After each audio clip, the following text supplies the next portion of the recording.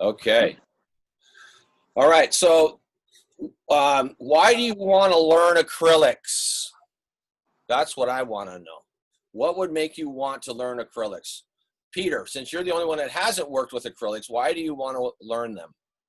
Well, I'm just a beginner across the board. I started doing a little bit of painting with oils, but you know, maybe a month ago I started with that, and I think I should learn every single medium to and then figure out what is it the one that I enjoy the most. So, basically, Okay. short answer. Well, you're a prime candidate for this course then, because you're going to get the experience of both. Since you've already worked with oils, you'll already have something to think about. But with acrylics, why I chose to work with them in the very beginning was because of the nature, probably like everybody else, they don't smell and they dry quickly. But as you'll see today in the demonstration that I do, or that I've done for you, that there is a different reaction to the acrylics than with oils. And you have to paint in anticipation of that reaction. So it's not like you could just pull something out, put it on your palette, and start painting with it. It's just not that easy. And a lot of it has to do with the fact that they dry darker than when they're wet. And so that level of anticipation, until you work with them enough, is going to be something you're going to need to contend with. So you're going to paint in anticipation of their characteristic. Yes, I heard a question. One thing I really like about acrylics is that you can do underpainting, vast amounts of underpainting, and then you can go over them with oil. Yes, vast amounts. That's right. And I like to always, and you'll meet Phil eventually here, my friend Phil.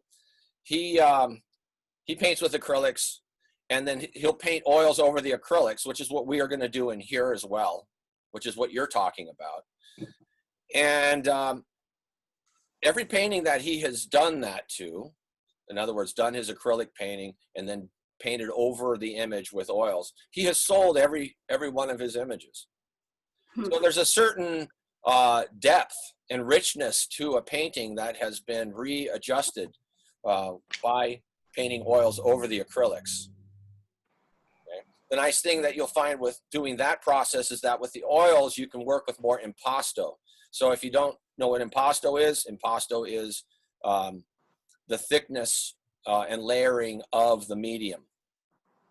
Okay, texture, impasto. It's Italian, right, Nina? Sí. Yeah. Perfecto. See. So anyway, so we're going to spend the first 4 weeks working with the acrylics, keeping it really simple, but you're going to be given homework here because we can only meet for a short period of time, and we will do some in-class work, and then you will be given homework, which you're going to need to send to me at the end of the, before the next class. And I'm going to download it, and we're going to have critique. Every class we're going to do critique. Okay, and that's so that'll be a valuable process here. So let's see, layouts, acrylics. Okay, now what I thought I would do for those of you who are trusting me in this process, I'm going to show you a little example of my acrylic background. Back in the 1990s, the early 90s, here in Santa Barbara, I got into painting with acrylics because I was trained in acrylics as an illustrator. I got into the genre of marine mammal illustrations. So I'm going to show you, this is an example here. Now you can all see this, right? Yes. Yes. So I'm going to go full screen here. I'm going to go 100%, right? 100%. Okay. All right. So I'm going to run through these really quick here just to give you an example of my acrylic illustrations. A lot of them were based on experiences that I actually had when I was diving and or out on the channel here. And I would come back and do these paintings for benefit shows for like the Marine Mammal Rehabilitation Center or Heal the Ocean or whatever. Okay, so these are all acrylic paintings but they're mostly mixed media acrylics with color pencils and airbrush gouache. Okay, so what I would do would be to paint the larger shapes here with in acrylics, do an airbrushed background, and then go over the airbrushed background with color pencils. So for acrylics, the Prismacolor color pencils are fantastic for layering and adjusting things. Now, some of these are pretty damn amateurish, in my opinion.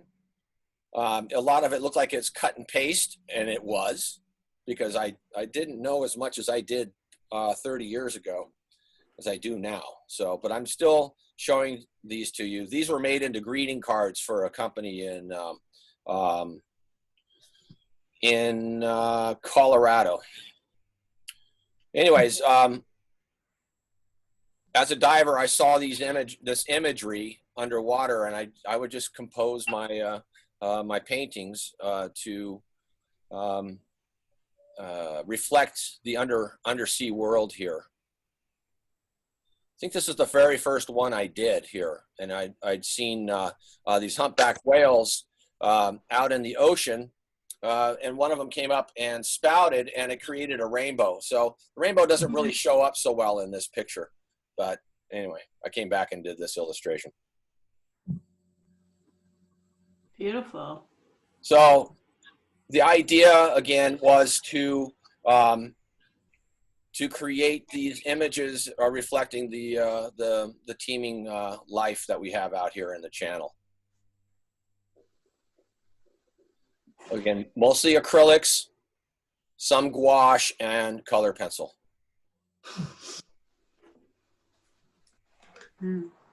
Now this image was directly from the greeting card. It actually was cropped in the greeting card. It had a full cave-like setting here. Beautiful work. Oh, thank you. Thank you.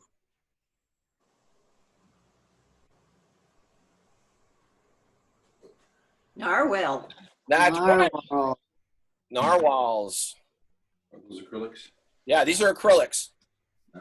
So, like for instance, the sea lions and the kelp would be done in acrylics first, or actually, I would do the airbrushing first, and then I would do the painting of the acrylics after that. Wow. Some of these were made into posters, you know, and I could have had a career. I could have been a contender had I continued to move in this direction. Yeah. This was a fantasy piece. It was a commission that I received. It was 30 by 40 in size. Probably took me 110 hours to paint. And this was another fantasy, big one, 30 by 40. All in my imagination. But everything that you can see that's textured here was all done with acrylics. And then I would just touch them up with some color pencils. Amazing. And then again, this is more strictly, this doesn't have, I think this is mostly all acrylics. It's no color pencil or airbrush. And it's based on imagery I saw, you know, photograph I took when I was out in the ocean here, racing with the dolphins. When you say gouache, Yeah.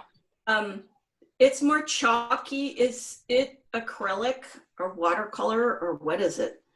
Gouache is a watercolor, but it's opaque watercolor. Uh-huh.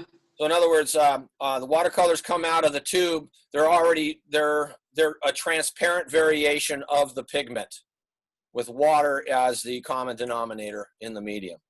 Okay, the gouache has less of that that transparent quality, and so they come off like this guy. This is another fantasy. This is I think I called it Otter Dreams or something like that. I don't remember. And Otter Heaven. Otter Heaven. Okay, so that's the last one. Anyways, so gouache is basically an opaque watercolor. And let's see, let me go back to my. Excuse me, Tom, what kind of colored pencils did you use? They were Prismacolor color pencils. And I would just use them to touch up the airbrushing, which was done with the gouache. And then some of the acrylic painting. Now I've done a lot more acrylics than that, but I thought it would be nice to show you, you know, just at least some continuity in a series that I had worked out. And you know, the fun thing is to know that most of those paintings are gone. I mean, they're out there in the world somewhere. I have no idea where they were. And if you wanted to be successful in that form of art, if I wanted to be successful, I would have had to move to Hawaii to, you know, to contend with Lassen and Weiland and Nelson. And I wasn't willing to do that. And there's reasons for it. I could get into that later on here. Okay. All right. Okay, so let's go down here. Now we've got, okay, let's go back up here like this. Tools of the trade. Let's see, I want to get rid of this here. It's a full share, yeah? Slideshow tools. Let me go back here. All right, let's just do this. So I hope you had a good summer.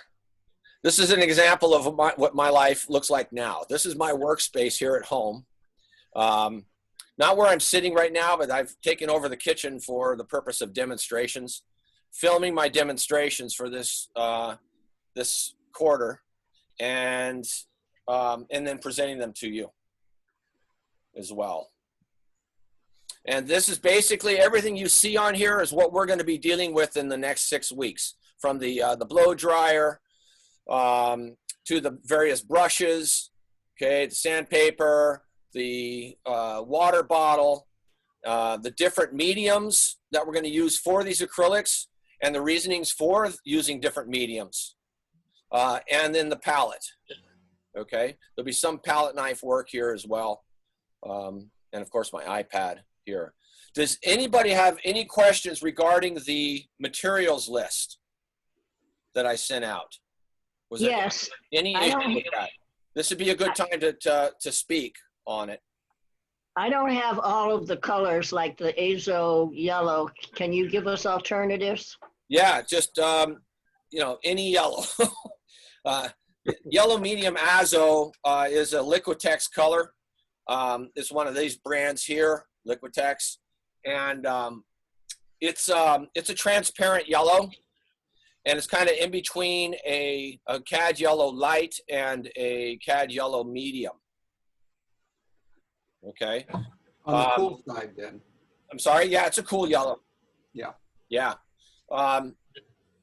So what I did here was just kind of show you bottom of the line here, the basics by Liquitex. This is the same manufacturer, okay? But the price goes up for this line of their acrylics as opposed to the basics here. You can see this is only $7.19. At least it was last year. And this one here on the right, that brand, larger tubes can be anywhere from $15 to $30. So that's a very good brand. Okay, these are also very inexpensive brands. Almost for those of you who remember Standard Brands paint store, these are kind of down that line here. This is Amsterdam as well. The issue I have with the Amsterdams is that when I go in to see them, the readability on them, I can hardly read what they say. And that has nothing to do with my age. It's just, it's bad marketing in my opinion. But look at the price. You know, I think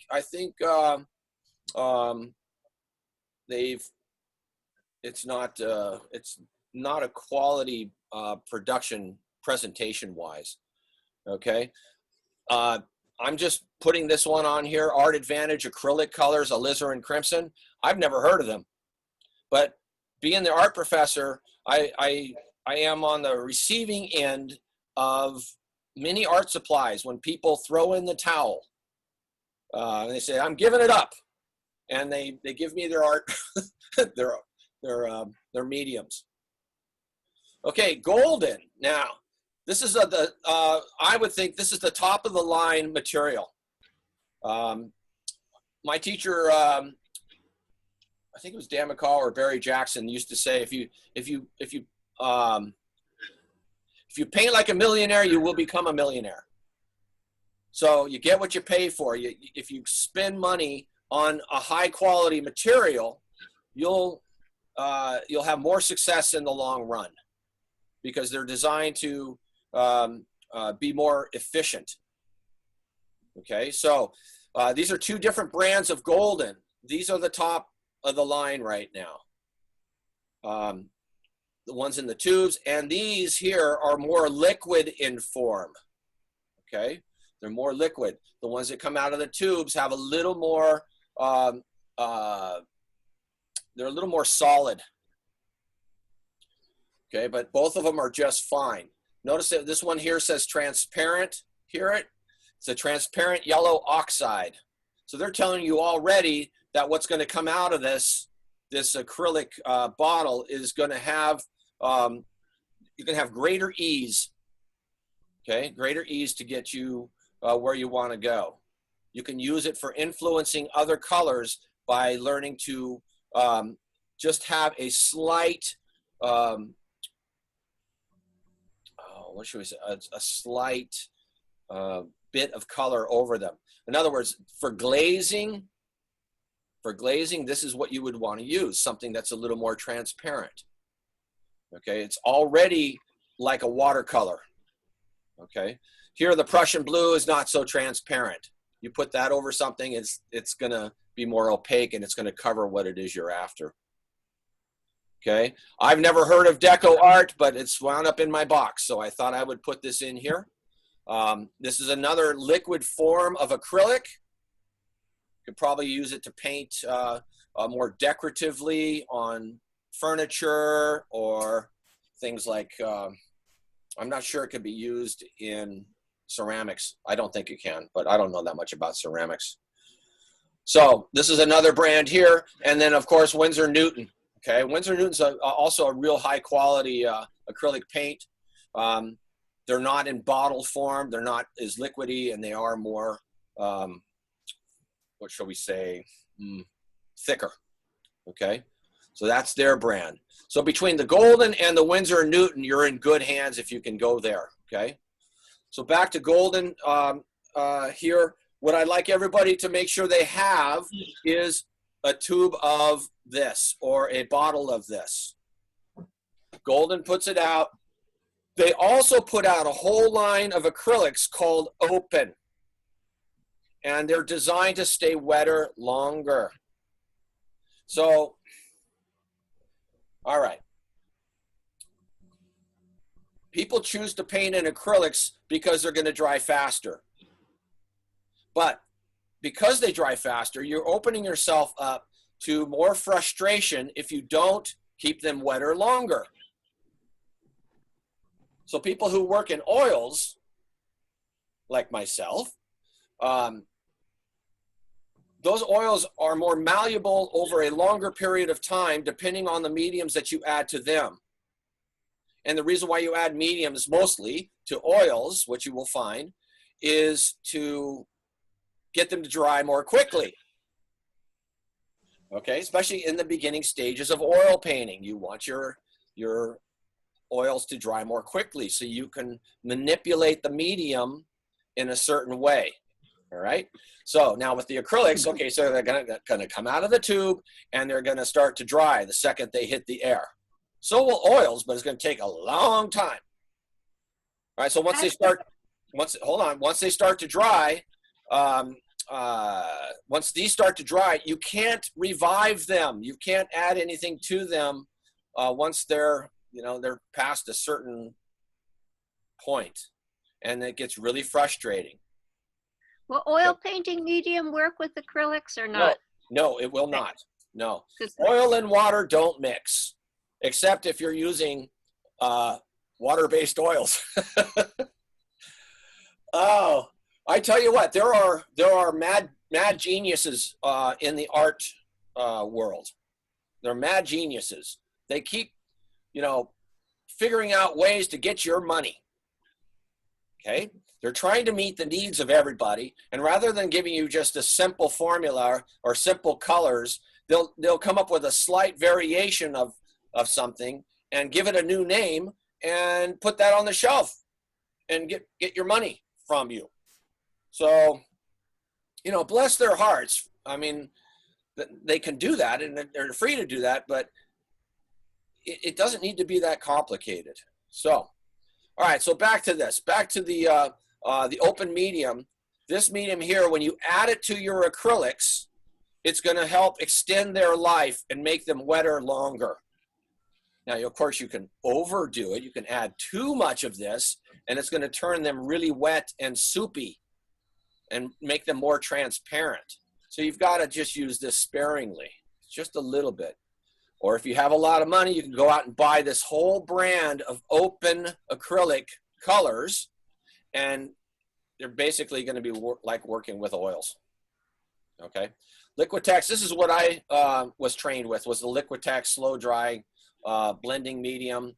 They have blending and glazing medium. They also have gel medium and varnish, which you'll see in future demos and what they're designed to do. Okay. So are there any questions before I move on to the next slide? Are there any questions about mediums for this class? I have a question. Yes. Wait. I was wondering if retarder is the same thing as open medium. Yes. Well, listen to this. Open medium is the brand name. Okay. It's Golden's Open. It's an entire line.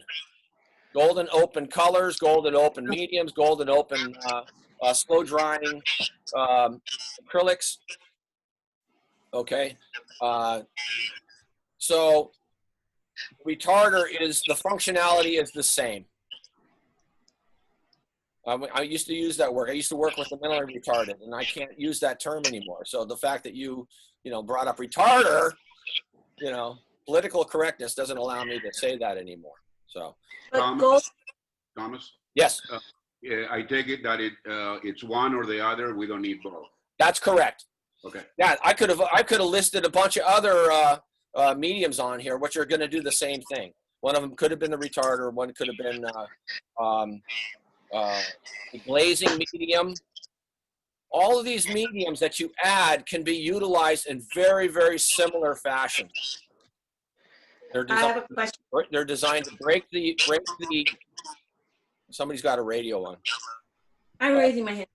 They're designed to break the medium down ever so slightly, make them more watery, okay, and make them more transparent, and make them more smooth, and to help you with blending them. All right, when acrylics dry, one of the frustrating things about acrylics, if you don't know how to use them properly, when they dry with an edge. And you can't blend them like you can with oils. And unless you have a lot of medium mixed in with them, whether it's water or an open medium here, or this blending medium or a gel medium, unless you have a lot of that medium, you can't soften edges. They will dry. They will dry with a hard edge. And once it's dried, it's dried.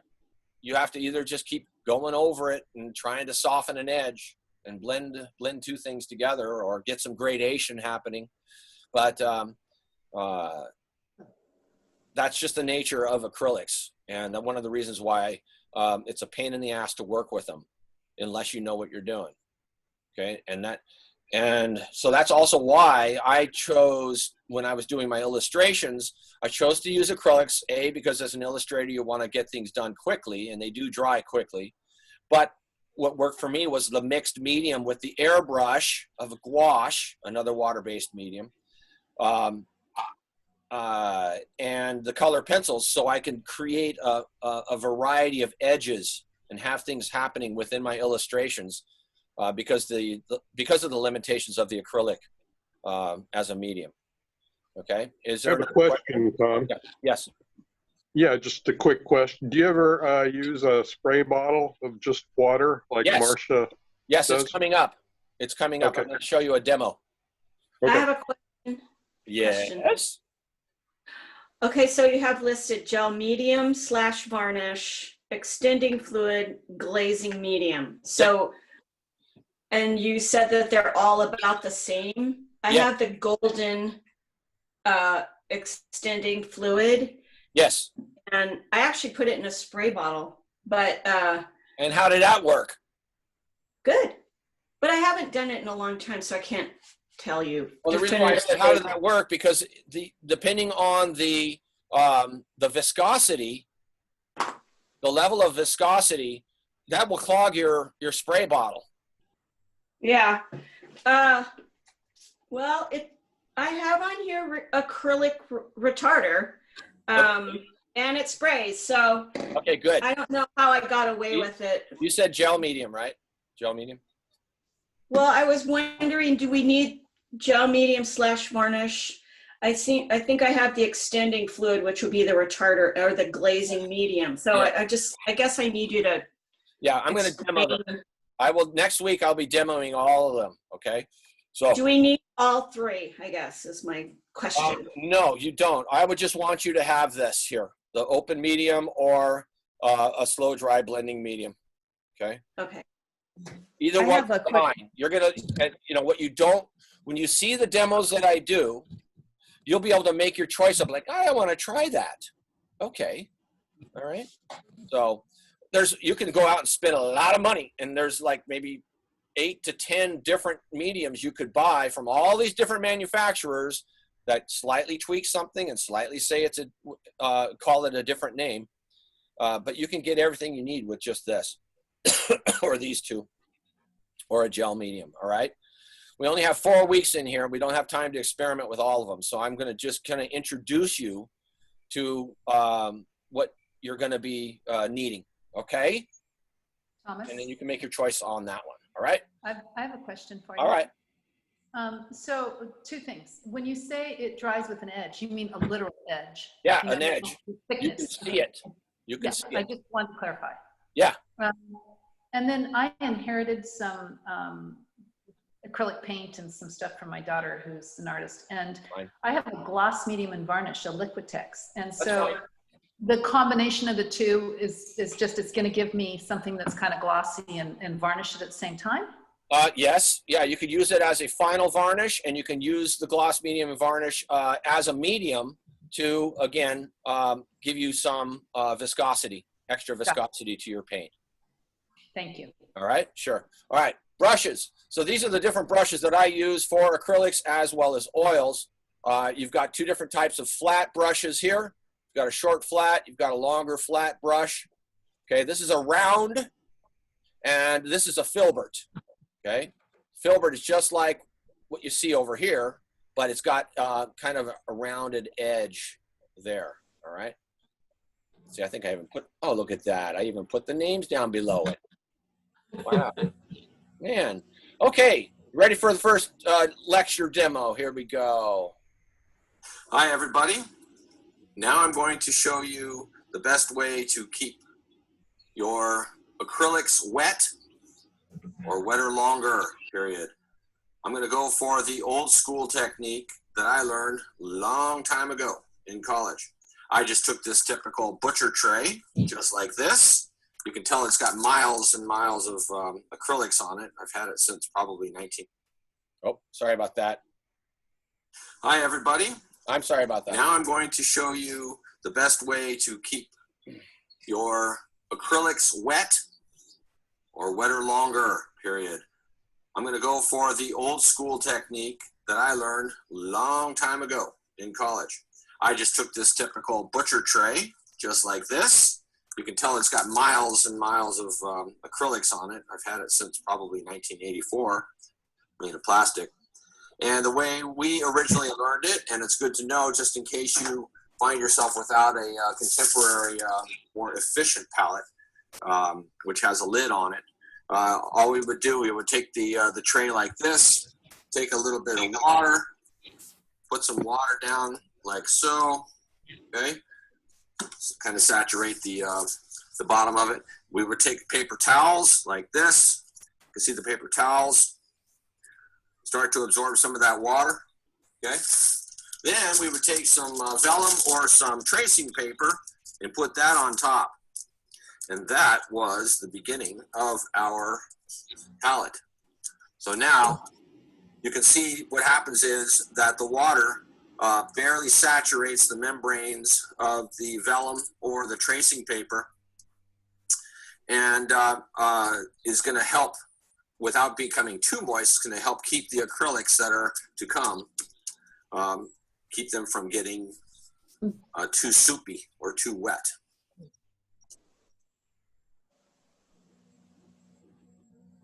Okay, that was it. Okay, and now on your materials list is a disposable palette. I use this product by New Wave. It's a gray pad. You can see it right here. And the nice thing about the gray pad is that it's going to act sort of like the vellum. When you open it up, you can see it's got a glossy surface to it. And get rid of this, put that to the side. On one side is a glossy neutral gray color. On the back side is more of a porous, absorbent paper. And so that is going to act the same as this vellum or tracing paper. However, it does have this little glossy surface to it on this side where the paint is going to go. So it will allow for some absorption and some of that moisture to come through the palette, which is going to help to keep the acrylics wetter longer. Okay. So I'll actually take the vellum off right now, and we will work with the tracing paper like so. All right.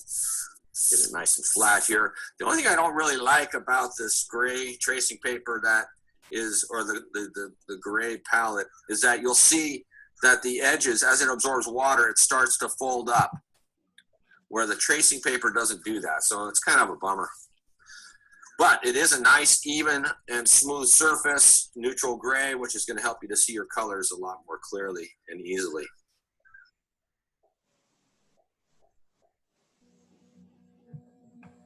Okay, let's move on to this one here. I'll just keep moving here. This is the demo here. Okay, one of the first things that I learned is that the gesso that you have used to gesso your boards or your canvas, that can actually be a substitute for white when you're painting with acrylics. It is an acrylic anyway. It is a primer.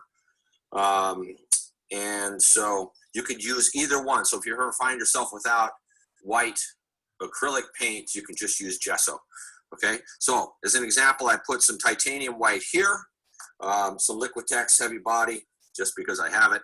And I'm going to put a little bit of gesso right here so you can kind of see the difference. Okay, one of them's a little warmer, one's a little cooler. But either way, it's kind of soupy, like so, and this one's a little more thick. So, you just got to figure out what it works for you best, okay? Now, in the beginning, it's really important to have things together, have your palette consistent. So every time you set up your paint, that you either work from a lighter value to a darker value, or you just have a consistent place to go to put your piles of paint. And the reason for that is, in the painting process, you would like to get into the zone and not have to think about where your colors are. you know intuitively during the process what needs to be done and what colors you're going to need. So you want your brush to kind of already know where to go. If you have your paints in different locations every single time, then it just requires that much more thinking to try to find the exact color you want, okay, when you need it. Right, so if you go into the zone, you're on autopilot, your brush is gonna know where to go to get to whatever paint pile you need. And so consistency is very important, okay? I'm gonna suggest that you do a warm and a cool of each primary color. So we got a couple of yellows, since we're gonna go here from a lighter value. We've got a cool yellow. It's more of a lemon yellow, but this is a cad yellow light hue, okay? So I'm just gonna go ahead and put these out, just so you can just see the palette layout, okay? So I'm gonna go a cool yellow and a warmer yellow, okay? The warmer yellow has a little more red to it, okay? So you can see the variations in temperature here and the variations in value. Okay, so a cool yellow and a warm yellow, okay? I'm gonna go with a cad red light here, okay? I'm gonna do 2 reds. I'm gonna do a warmer red, warmer because it has more yellow in it, and a cooler red, okay? There's some very cool reds. This red here, never used it before, but seems to work. It's more of an alizarin crimson, okay? So I have 2 temperature variations that I can work with here. Now we'll do a cooler blue and a warmer blue. So the cooler blues have a little more green in them. So for instance, a phthalo blue is gonna be a cooler blue than say an ultramarine blue, which is gonna have more red in it. So we're gonna do that. Okay, so there's my basic palette layout. Now, consistently, notice how the paints are outside the perimeter of the palette. Some people don't know that, and they wind up just squeezing paint, you know, wherever they want, and then that kind of eliminates the space where the artwork takes place. So this part of the palette is where the artwork takes place, all right? I could probably serve myself better to move them even farther out to the edge, and that would give me even more workspace here for these acrylics. Okay, you can see too now that they come out in piles that are rather stiff, and that's good. That's totally fine. When we start to add mediums, the second you start to add water to them, or you start to add a gel medium and varnish, it's going to break them down and thin them out and make them more transparent. Now we'll get into transparent colors and opaque colors soon. Okay, some come out opaque already and some come out transparent right out of the tube. But any color can be reduced and made more transparent based on how much extra medium you add to it, whether the medium is a gel medium or water, or let's see, what else do we have? We have this slow drying open medium here too. In fact, it's a good idea that as we work, we're going to put our medium off here to the side, whatever medium we're going to use. Okay. All right. So now this is ready to go. All these are ready to go, and of course we have our bottle of water here and a palette knife as well, ready to go. Okay.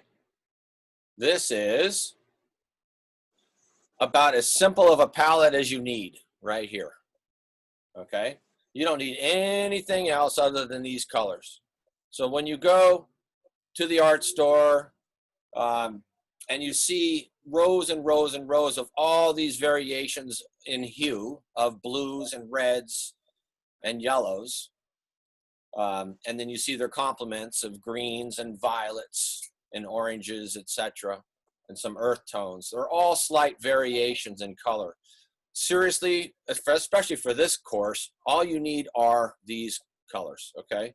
Plus black for shading and white for tinting. Okay, real simple. All right, let's see what else I've got in store here.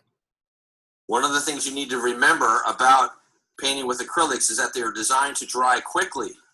And depending on the amount of humidity that's in the air already, or how much water is added to them or medium, they're going to dry either quickly or slowly. Okay, so I would advise you to have yourselves a spray bottle that has water in it. And during the painting's process, one of the things you need to remember as you're walking back from your painting or taking a look in between brush strokes, etc., is you've got to spray the water over the acrylic to keep it wetter so it doesn't dry. Nothing more frustrating than getting your palette working here with all these beautiful color relationships and then having them dry on you later on. So that's just the nature of acrylics, and it can be very frustrating because then you've got to mix your colors up again. I won't even get into the fact that you've got to keep mixing them different than what you're seeing, in that they've got to be lighter because acrylics dry darker. You've got to keep remembering that, otherwise your painting is going to go from looking perfect where you want it to all of a sudden getting darker and darker and darker. So spray bottles are one way of keeping the acrylics wetter longer. Okay, was that clear? Did everybody understand that? Yes, Yeah. excellent. What's happening? Okay, was there a question? Okay, so what happens with acrylics, and it's just the nature of them, they're going to dry a whole value darker, maybe a value and a half in some manufactured acrylics. So when you get, if you look at this palette, when you get your colors all mixed up here, they've got the mediums, they're nice and wet, okay? If you don't keep them consistently wet throughout the entire painting's process, they're all going to dry at some of them faster than others, okay? So you're going to put a color, you're going to get beautiful color mixed here and here and here and here, and they're going to start to dry right before your eyes. Now, you won't notice the changes because it's very subtle. But when it happens, as it's drying, you're using that color, you've already put it onto your canvas, and it's drying on your canvas as well. So what's drying on your canvas is getting darker, and this is getting darker, okay? Because that's the nature of acrylics. If it dries and you need to match the color on your canvas, you're not going to want to mix that color on your canvas up here. You're not going to want to mix it there the way it looks on your canvas. You've got to intentionally mix it lighter so it dries again to where it will look right on your canvas. What a bummer. Here's an example. What? May I say something? Can I say something quickly? Absolutely, absolutely. My sister commented about adding extender to water. What Yeah. I do is I just take a spray bottle and put like a couple big squirts into the water itself, and I spray that on my palette. I spray that on my canvas, and it really helps a lot. Good. Good. Yeah. Yeah. The extender is a good thing. And then except for the smells, when you start to work with oils, it'll be even more enjoyable because then you won't even have to worry about that. That will be one step you don't even have to, effort toward. Okay. So let's see what I have in store here. Okay. So once your palette is laid out and you're keeping the colors wet, you're faced with this gessoed board here, or gessoed canvas. It's got the primer on it. This happens to be a two ply or two primed, twice primed canvas. Okay. Now, some artists will immediately just work on a white board or a white canvas, but however, I prefer to tone it down. Okay, to get rid of the white. Now, even if you use just a little bit of color or a lot of color, the idea is to get rid of the white so you don't have so much contrast to deal with. And whatever color you wind up toning it with, that color, hopefully, if you understand color, that will help to enhance the finished product of what it is you're going to be painting. Okay, so what I'm going to do, I'm going to mix up a color and take a little bit of water and a little bit of color on my palette here. But before I put it on, I'm going to actually take this spray bottle and I'm going to get the surface a little bit wet so the acrylics will flow a little better on my canvas when they go on. Now the color I'm choosing right now is more or less just a random color. I'm mixing a little red, a little blue, and a little yellow together, touch of white, kind of to cool it down. And I'm making sure that I have enough paint to come up here and just wipe it on the canvas. Here, all right, so I'm just going in here like so. I'm just getting rid of the white of the canvas. That's all I'm doing. And I could either choose to keep it this way. Okay, choose to keep it this way, nice and thin and transparent. And that's going to dry on me very quickly here. Okay, if I want to dry it even more quickly, I can take a blow dryer and dry it like so. One of the reasons why illustrators prefer to use acrylics is so they can expedite the process of their paintings in their drawing. So I could either use a blow dryer along the way. It's still not dry, but I wanted to show you something else here. When you take when you have a wet color or a wet surface on here and you take the squirt gun again and you kind of hit it, you can see what happens to the wet acrylics. They kind of drip.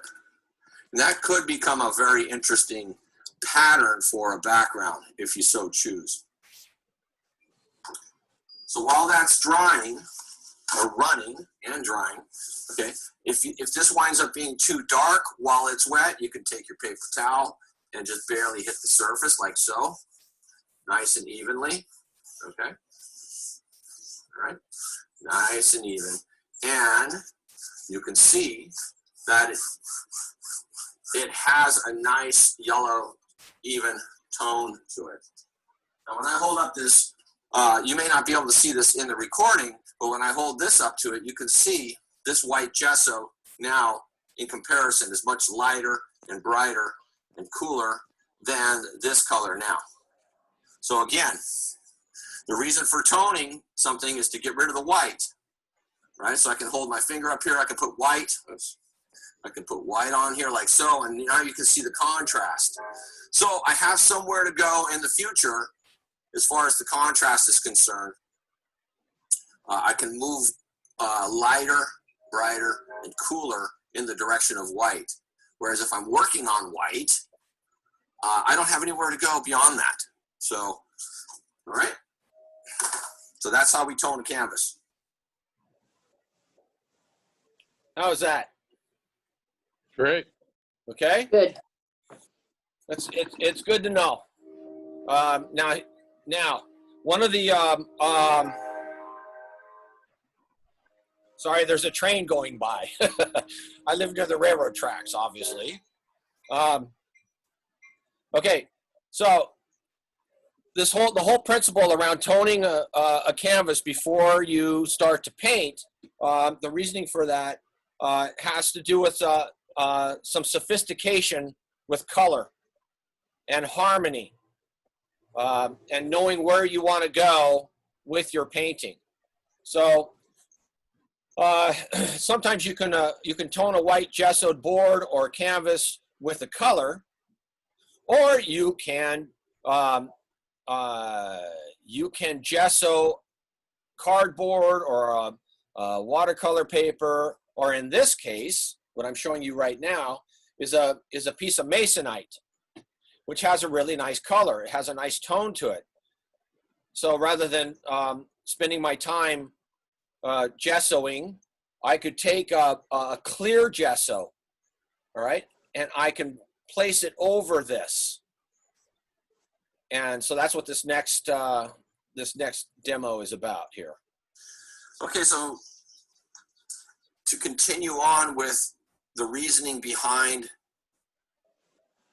toning a canvas, sometimes you might find a board, piece of cardboard, piece of masonite, something that has a really nice tone to it. And rather than painting it white with gesso and then having to retone it, you can use what's called clear gesso, okay? It's clear acrylic gesso.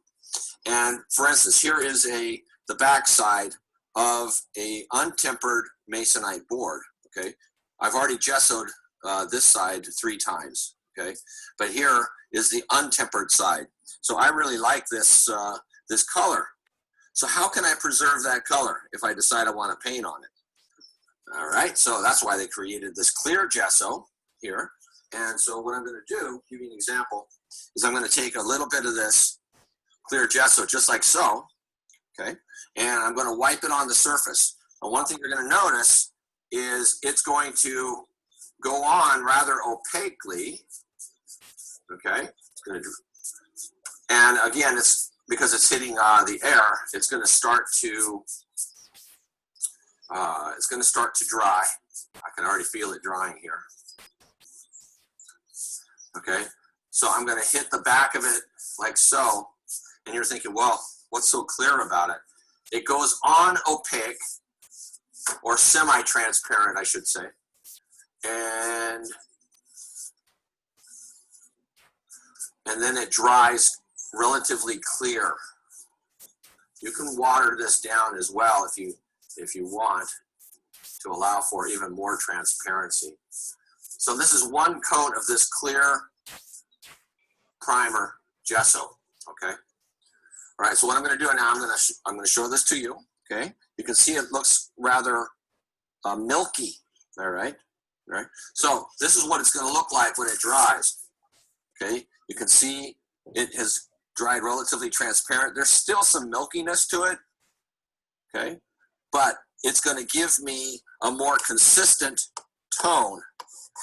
All right, so when I do my initial drawing on here with my acrylics, my contours, my design, I may choose to keep little bits of this color showing through the painting in a consistent way, which is going to help to harmonize the overall painting. So I'll use that to my advantage, or to the advantage here, okay? So now that I have this tone and it's dry, it feels a little bit like sandpaper, okay? You can also take, speaking of sandpaper, you can take a little sandpaper and slightly hit it, like so. And that's gonna take down some of the burrs, so it's not so gritty, but it still has some tooth to it. All right, it's all about the tooth. So now this is ready to receive paint. And again, you can use this on a raw canvas if you like the color of a raw canvas, or a linen. And it can also be toned as well. So let's see here. Let me take that same color, take a little bit of the water. I'm going to mix up another color.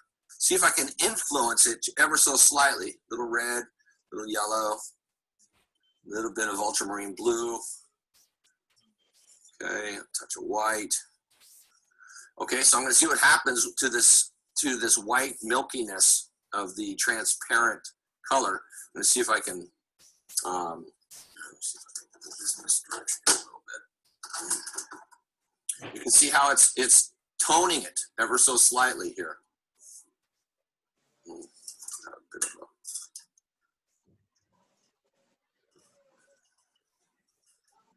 Okay, so you can see how it tones it. It's a really Can you tell us what you're color. putting on there? It's even more beautiful than I had hoped. Well, I'll go ahead and tone the whole thing, because this will probably be what I do my demo on.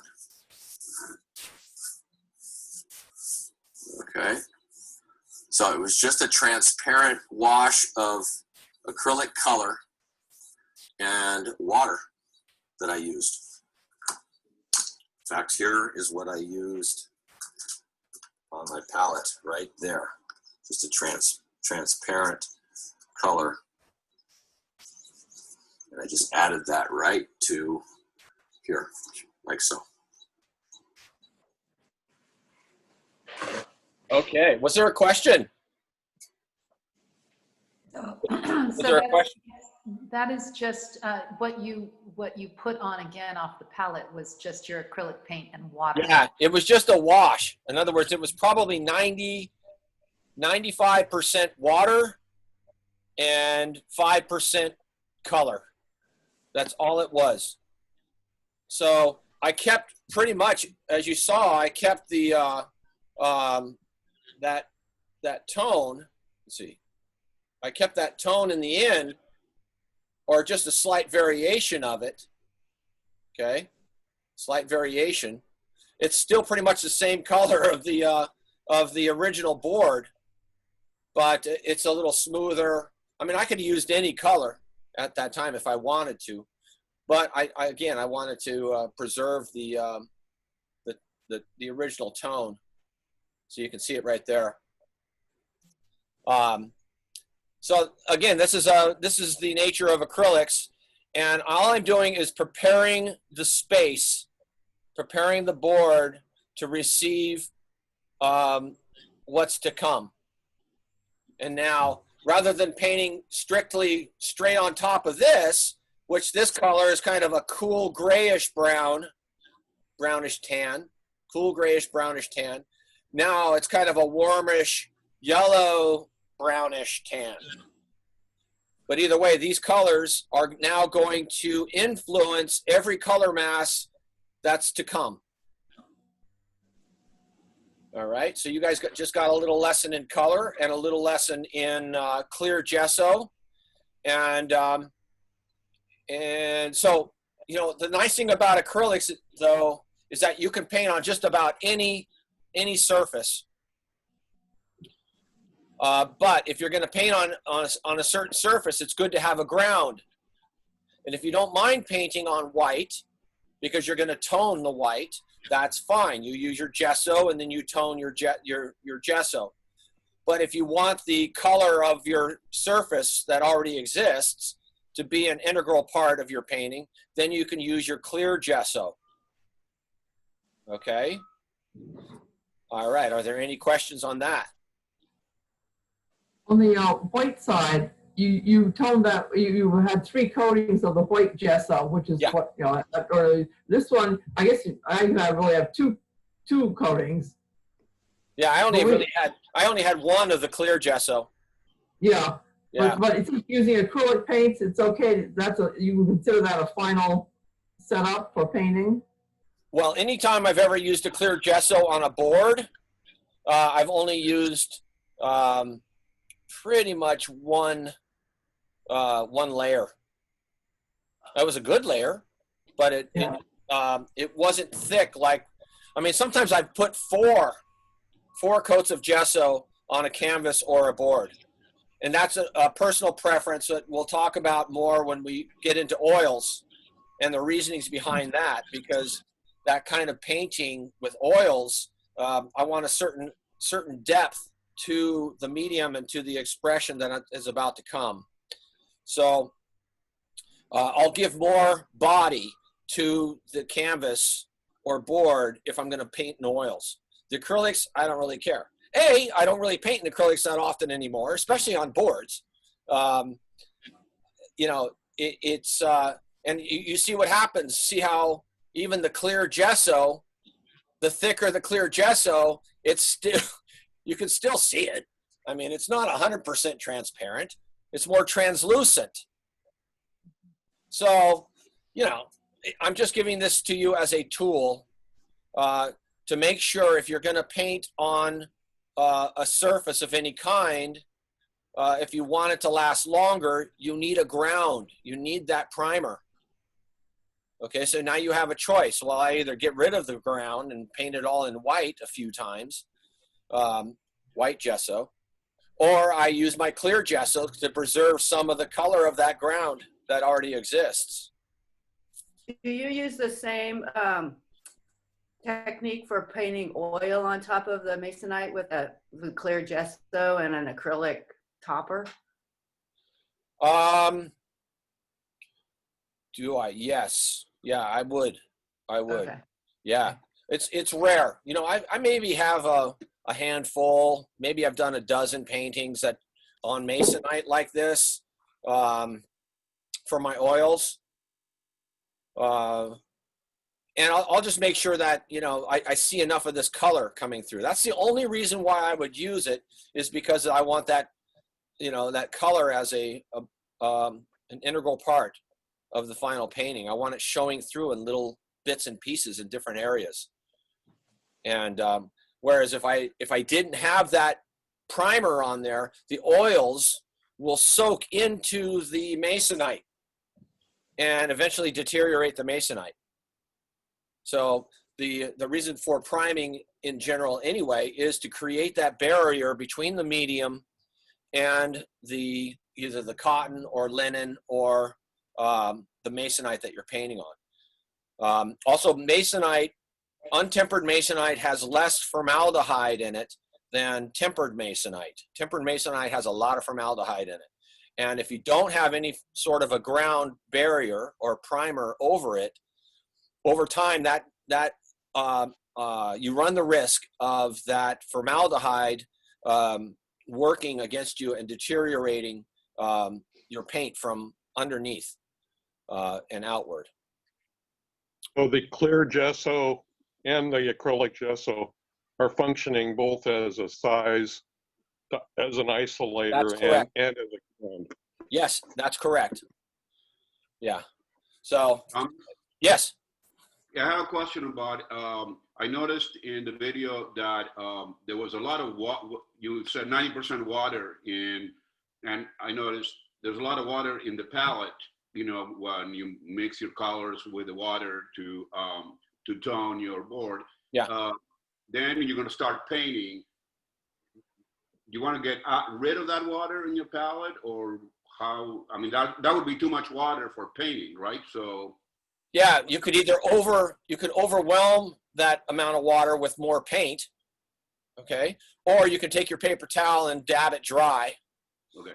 Because what you saw on there, what you saw on here, which is right here, right there. Right. Okay, is this what you're talking about? Yes, yes. Exactly. Yeah. So that's just, it's a wash, okay? So it's got a little medium to it. Meaning not open medium, but little water, and it's 90%, yeah, about 95% water, and then 5% color. That you could either, you know, go ahead and mix your palette colors up and use that color here to help harmonize the colors that are to come. Or you can just dab it dry and start over again. You know, and start mixing with a palette knife, start mixing your colors more thickly. Yeah. Yeah. So this little bits of water and everything, I really don't mind that they're on there. If ever I find my colors getting too wet and soupy, that just means I need to add more pigment into them. I need to counteract that which I do not want happening by overwhelming it with medium. Or with the color medium. It's rare that I'll do anything this soupy in anything other than an underpainting or a glaze. Okay, this is also perfect for glazing.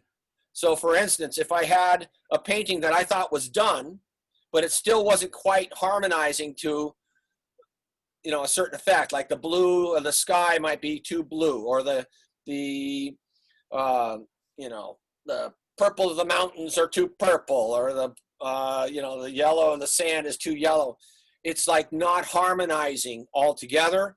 I would mix up a wash like this and lay it over the entire painting, okay, and then wipe it down, and all this color would work to harmonize the painting, which is a good thing. Harmony is a great thing. So again, this is initially for toning a canvas, and also for possibly a finishing touch in glazing a canvas that's painted in acrylics. You would not do an acrylic wash like this over an oil painting that's dry. That's the thing about acrylics and oils. Okay, you can paint oils over acrylics, but you cannot paint acrylics over oils. Acrylics will not stick to oils. And if you get away with it, eventually they will peel off. So, is that clear? Thomas, I have a question about the toning color. Yes. I know some artists like to use a complementary color to whatever their dominant color is going to be in their painting. Yeah. What are your thoughts on that? I am not a formula painter. I'll say that. Yeah. All right. So yeah, that is one way to do it. Like if I'm going to have a painting that's an overall blue hue, I might choose to have a grayish orange hue as an underpainting, which is the complement. Or I might have, a lighter blue as a complement, or not as a complement, but as an underpainting color, which is going to, enforce that overall finished blue hue when the painting is done. So you can go in any direction you want, but I try not to stick to any formula, but it is a possibility. But we deal with that in a color class. Okay, so anyway, so one last thing here. Here was the board that I started with, and this is the effects of the clear gesso over that board. Okay, so why don't we do this? Why don't we take a 5-minute break, and we're going to come back and get into the next part of the plan here. Okay, which is here, and this, and this. Okay, we're going to start talking about value. Okay. All right, so 5-minute break. I'm going to set my timer here. All right. See you in 5.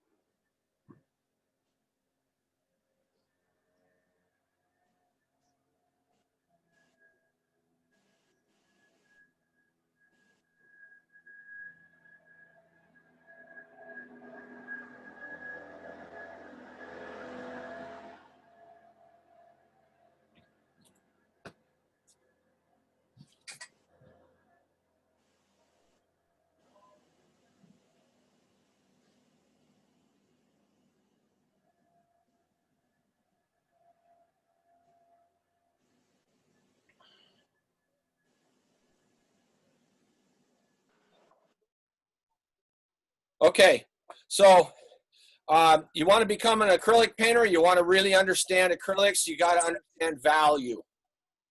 And I don't mean value in quality per se, I mean value in terminology of how light or how dark something is in relationship to white and black. Okay, so I'm very pleased to announce that this is my latest wine label that I have produced for the Carr Winery. I've done about 10 wine labels for them. And as far as value, I mean, this is an ink drawing. Done it with the technique is called cross hatching. And in fact, that's the line of their wine. So, but you can see when I'm dealing with things, when you're dealing with painting and drawing representationally or even abstractly, you need to pay attention to how light or dark something is in relationship to white and black. Now, fortunately for me, even though I was dealing with a colored photo that I had taken, I still had to recognize how light or dark the colors were on a gray scale. Okay, there's a close-up variation of it right there. So I'm adjusting the value of what it is I'm seeing, light and dark, based on the closeness of the line and the direction of it. Okay, this is also this is the latest. I just did 2 more wine labels for them. In this cross-hatching technique.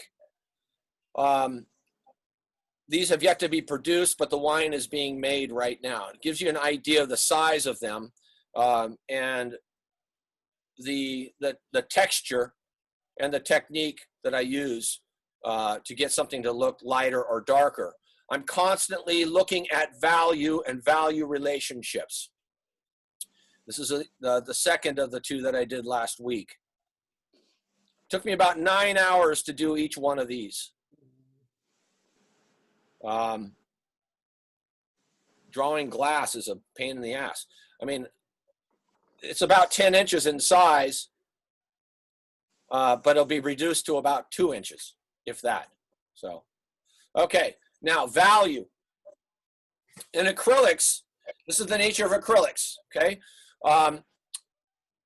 Value, how light or dark something is. Sometimes in doing paintings, you can look through a piece of red acetate or glass at a subject. So for instance, that's my subject right from where I live. I'm looking down at the spot burger.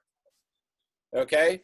I took a piece of red glass or red acetate to eliminate the color, harmonize things, and let me see the values of everything out in front of me in a grayscale. So all I did was take the glass and put it in front of my camera and take that photo. So if I'm mindful of value and how light or dark all these relationships are on a grayscale, basically here, okay, all of these colors here fall somewhere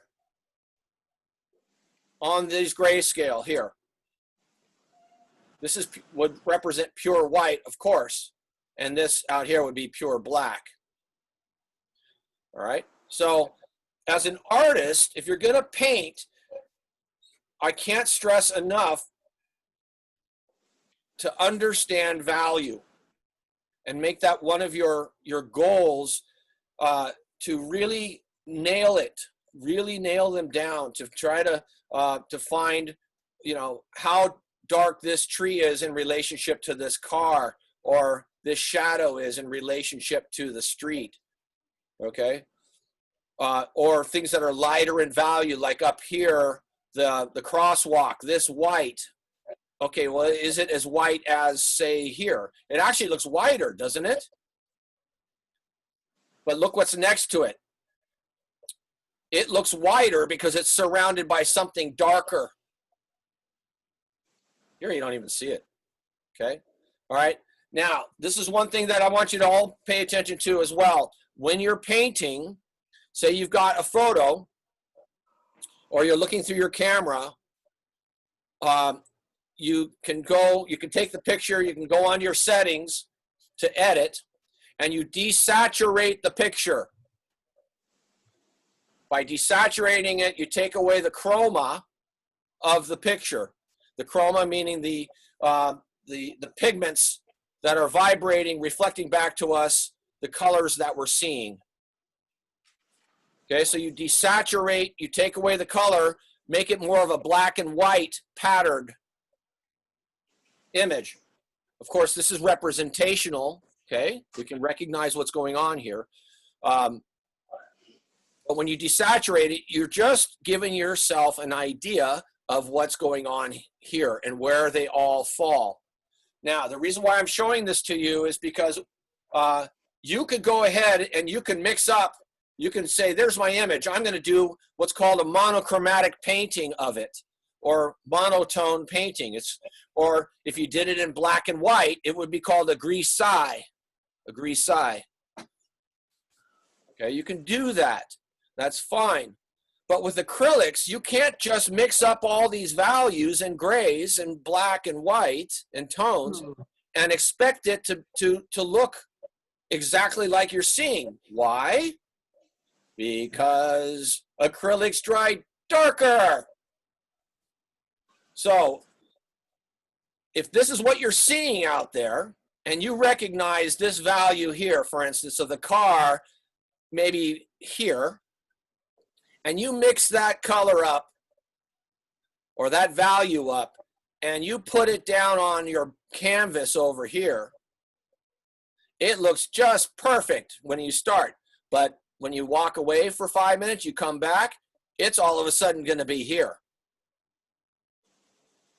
All right? Or let's take this value back here of the warehouse. Let's blow it up even. Let's take the value of the warehouse. And if we did it in black and white, let's see, what would it be? All right, let's take that value, and that doesn't really work there. I need a grayscale next to each one. Say this is the value of the warehouse right here. You walk away, you get it mixed up on your palette, you put it on here, you walk away, it's now this value when it dries. Okay, so can you see there's going to be some problems here?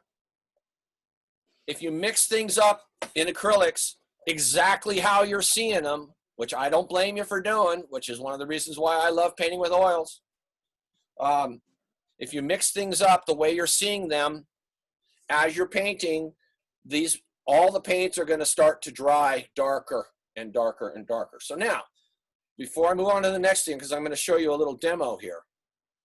I'm going to do a new share, and I'm going to go to my iPad here. That's going to drop in. Stand by.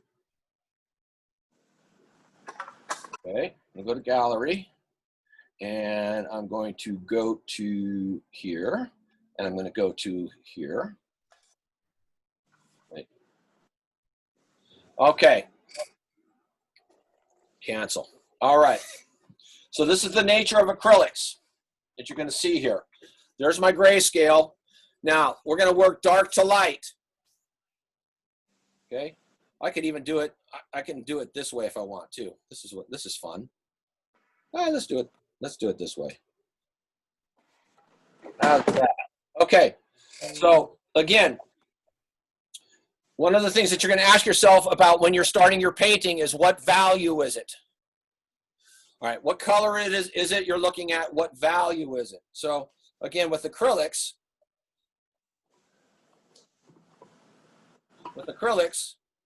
come on, Seabiscuit, you can do this.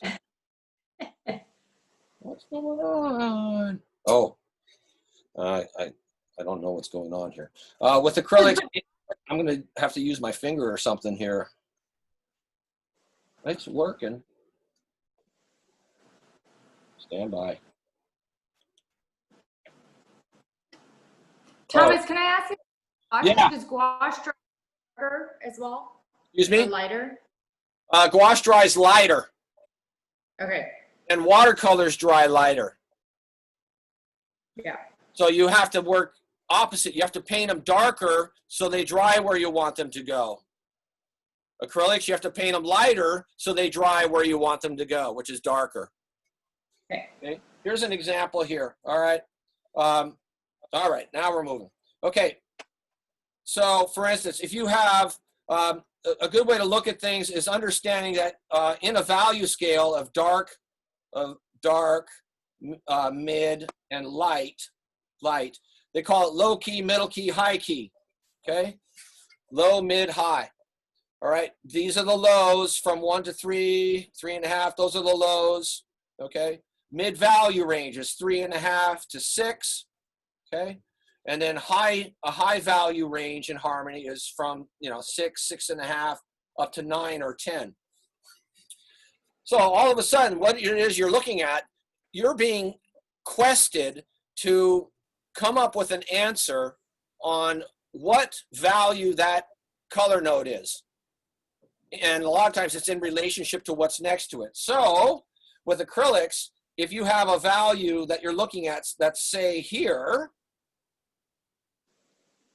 in reality, when you go to mix up your color on that palette, what are you going to want to do? Go light. That's right. You're going to mix it up so it's here. It's going to dry there, okay? Or vice versa. Say you have a highlight, or you're painting the sky, and the sky out in front of you is looking to be, that blue is like in here. It's a half a value, all right? Well, if you want it to be that way when it dries, you're going to have to come up here and paint it this value here, so it dries where you want it. That's the nature of acrylics, because if you don't, what's going to happen is, and this happens to my buddy Phil on occasion, not so much anymore, but as he would paint, especially his darks, he'd put in his darker values here, and as he was painting, he would keep mixing up new paint based on his acrylic painting as it dried. So as he was painting and his acrylics kept getting darker on his canvas, he kept mixing up paint to match what was on his canvas. So by the end of his painting was way too dark. Totally, he would lose it. So again, that's also another reason why we look at the palette as where the artwork takes place. Everything's on that. You have to intentionally keep things harmonizing and working together initially, and let the canvas where the art is going on, or the painting is going on the canvas, let that be secondary. So you paint it right on the palette, so it will be right on the canvas. All right, is that clear? Mm-hmm. Okay. Now, let's see. I'm going to do this. Now, what I want everybody to do right now, I've got this little thumbnail sketch here. Do a little thumbnail sketch. So if you have your sketchbooks out and handy, okay, I want you to take this image that I have, put up there, forget the numbers and things, and I want you to do a little, 2 by 3 inch contour sketch. It's just going to be an outline with, a little bit of contours going on around the place, okay? I want you to do something like that.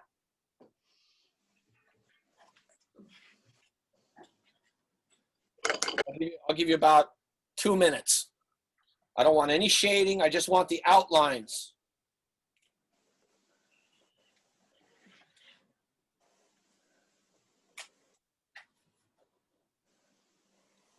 So the outline, for those of you who don't know the terminology, let me get another outline of this. And the lake.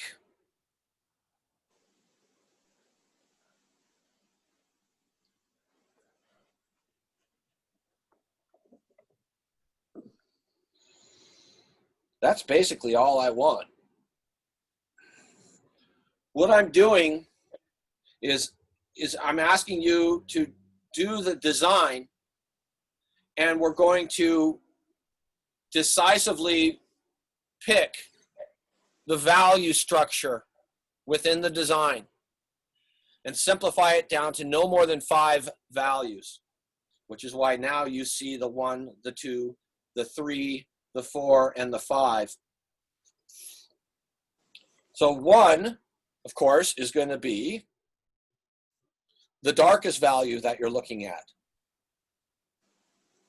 Okay, I'm going to shrink this down so I can see the 1. Okay, so 1 is here, and it's not black. you notice that where I put the 1 is out here on the value scale. Here's the 1 on the photo, and here's the 1 on the value scale. Then the next lightest value in relationship is this overall land mass. Okay, it's this overall land mass here. That's 2. So I'm looking to see, well, where's my 2 in value in the grayscale? And I have this as my 2. Okay, there's my 2 right there. Okay, that's on the grayscale. Then I look to say, okay, what's my next lightest value in relationship? And I'm looking over here at the landmass in the lake area, and I put that as 3. Okay, so if I were to forget that that's a color note and just look at it on a grayscale, I'm coming up with this for number 3, somewhere in here. So that's 3. 3. Okay, and then number 4, you can see things are getting lighter. It's where the light is, right? So it's not white, you know. White basically is out here, and nothing is truly white in nature, and I'll discuss that later. But it is a lighter value. So I'm looking for 4. If I was to simplify and tie this together as a mass, come up with an answer, I'm looking about here in value for 4. Okay? And then, of course, the lightest value. All right? That's 5.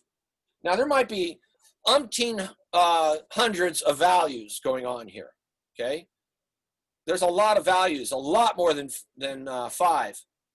But I'm just trying to get you guys to learn to simplify and to be decisive so you know where your darkest value is and your lightest value is and your mid-value ranges are, okay?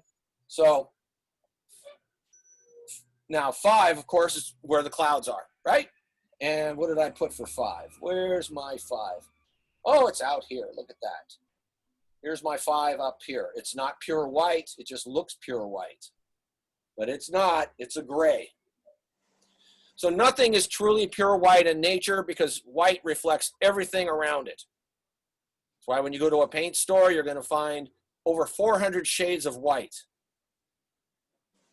Because it's always reflecting something. All right? Okay. So now I'm going to stop share. Wait, maybe I'm not. Let's see. I'm going to go here and okay. All right. Thumbnail demo. We ready for that? Not quite. Yeah, nah, maybe not. Okay. Are there any questions around this? All right, we're going to do this one more time. I'm going to show you my thumbnail sketch, and we're going to do. I want you to do the same thing. When I'm out in nature or I'm doing a drawing, I'm looking to simplify it again. I'm just looking for the composition, how I'm going to design it on a canvas. Now, the canvas size, of course, is going to dictate really what I add and etc. So I'm basically going from what I see in front of me here, right? So I'm looking, I'm just going to draw a line here, and then I'm going to draw a line here.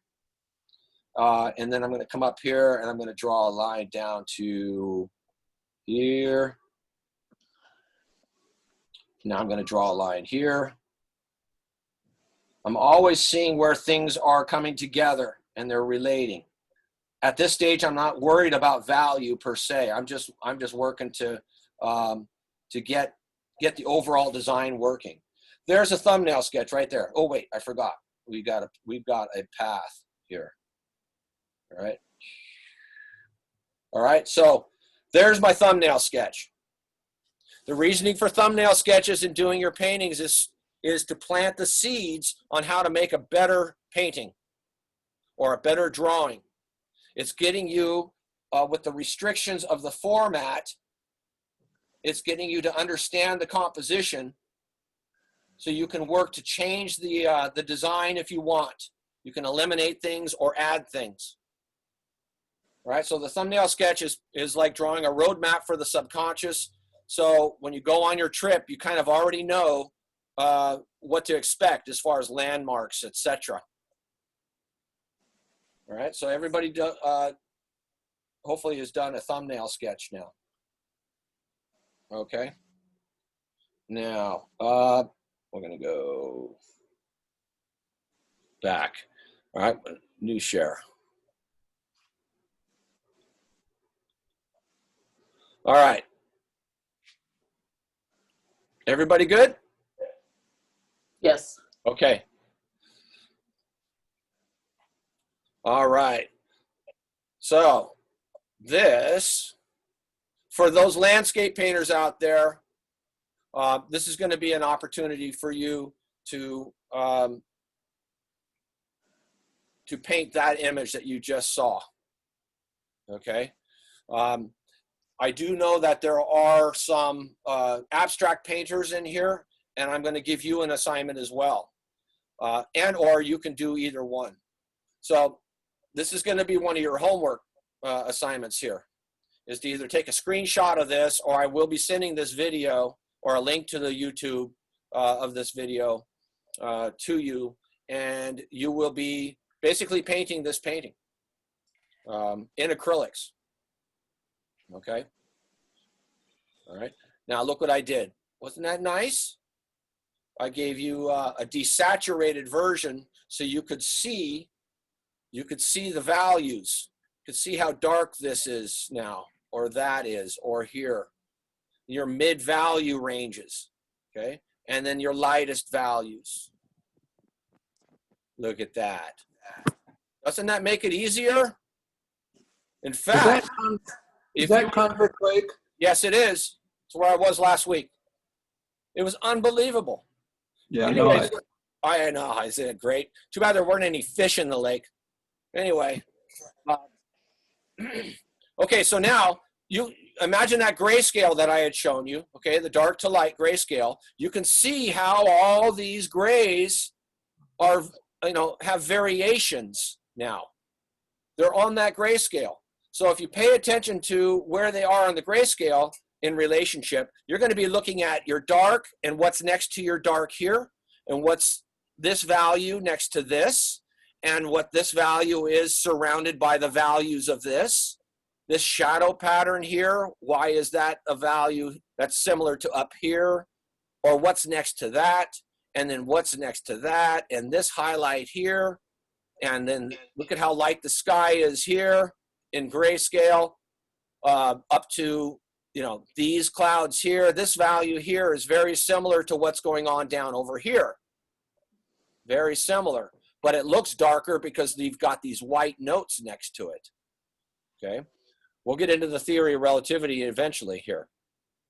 Okay, so now when you're painting in acrylics, remember you're going to be doing these darker values, but don't make them as dark as this. You've got to lighten them up. Especially, photos in general are not going to give you as much information, and you're going to have dark values like this. But I'll be able to nail you. I'll be able to tell that you painted from a photo. Just because what's in shadow will be too dark. It won't read right. When you go up here, it's still too dark.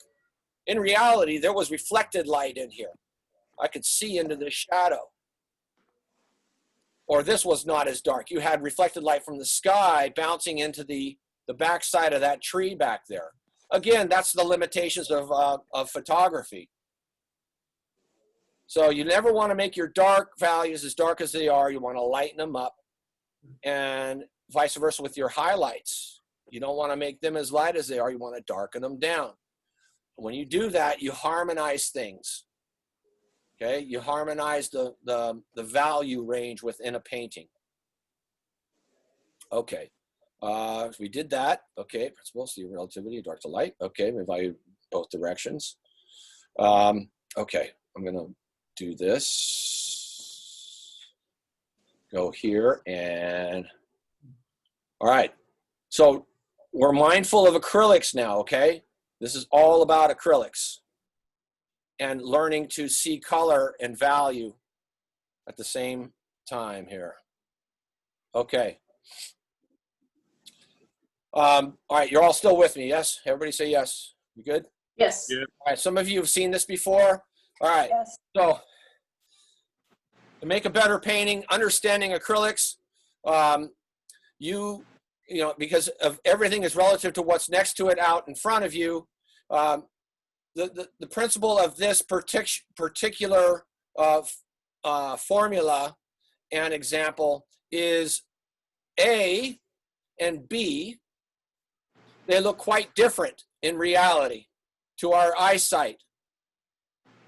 And so knowing that they look different, I guess what I'm trying to say is don't take anything for granted. If you see colors out in front of you, learn to isolate them. Learn to make a little okay sign and see what color that is, because what's next to that color is what's influencing it. And the principle or the reasoning behind this model here is to show you that A and B are truly the same. B only looks lighter because of what you have placed next to it, which is darker. And A looks darker because the value of what's put next to it is lighter. So, to prove my point, there you go. Oh, are you okay? Did I shock you? All right, so you can even see this here. You can see how this one gray neutral. Oops, somebody around with the noise here. This one gray neutral right here, you can see how it goes from darker when it's next to something lighter to blending in here. And then this one looks a little lighter because it's surrounded by something darker. And this one looks a little darker because it's surrounded by something lighter. And then vice versa. Here, it's all one tone. And then as you surround it with something lighter or darker, it starts to give you the illusion of the opposite.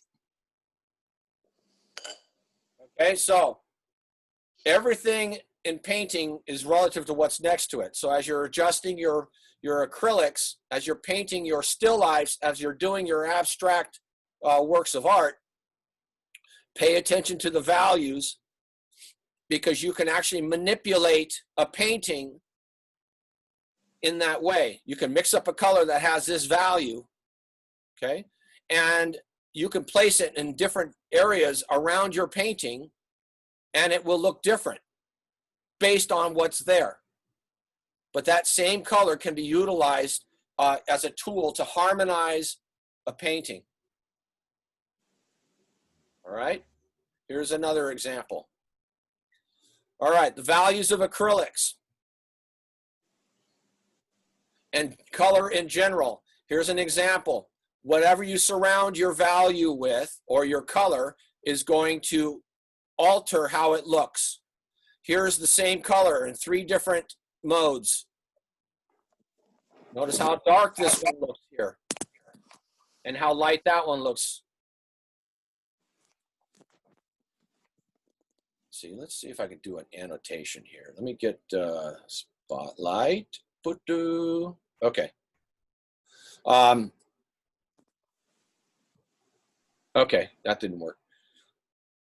If you want to make something look lighter, put something darker next to it. Something darker. Something darker. If you want to make something look darker, surround it with something lighter. Okay, here's another example. Same thing. As you're mixing your acrylics up on the palette, you're asking yourself, what's the value of it? So I desaturated this model here so you can see everything in terms of a grayscale. Okay, look at the vibration that's happening between the intensity of that red and the complement of the green. Look at how that vibrates. Or conversely, look at how this one kind of vibrates. It's the same red note. Same red note. but what you've placed next to it is what's making it vibrate based on the chroma and the intensities of the color and its complement. Here especially. Okay, here, these are more of a primary. This is a warmer red, and this is a cooler kind of a blue-green. But let's see what they look like over here. Notice you don't get the intensity of the chroma, you just get the grayscale happening. Thomas, I can only see the black and white photo. Is that what you're trying for? I have both. Like, there's this one, and there's this one. Can you all see the color? We only have the grayscale on the monitor. Oh, don't have to. Because I'm looking at both. Maybe the monitor's not picking it up. How about now? No, just the grayscale. You just have one picture up. Oh, that's weird. Okay, let's see. Well, okay, we'll go back to this. Can you see that one now? Just the grayscale. Same, nothing's changed. The grayscale. He means the gray photograph. There's only a gray photograph of the lake. Oh, there you changed the screen, yeah. Oh, now hold on a second here. So did you see this? No. No. Oh my God. We can now. Okay. Well, I'm going to go back. So you all didn't see this model then? No. Oh, man. No. No. How weird. It looked like you were pointing around the gray photograph of the lake. Oh, that's a bummer. Okay. So because I've been on this whole thing, you know, and all right. Sorry about that. All right, let's go with this. So the theory of relativity right here, okay? A and B are surrounded by certain values in these gray scales. A look darker than B, but B and A are the same. Okay.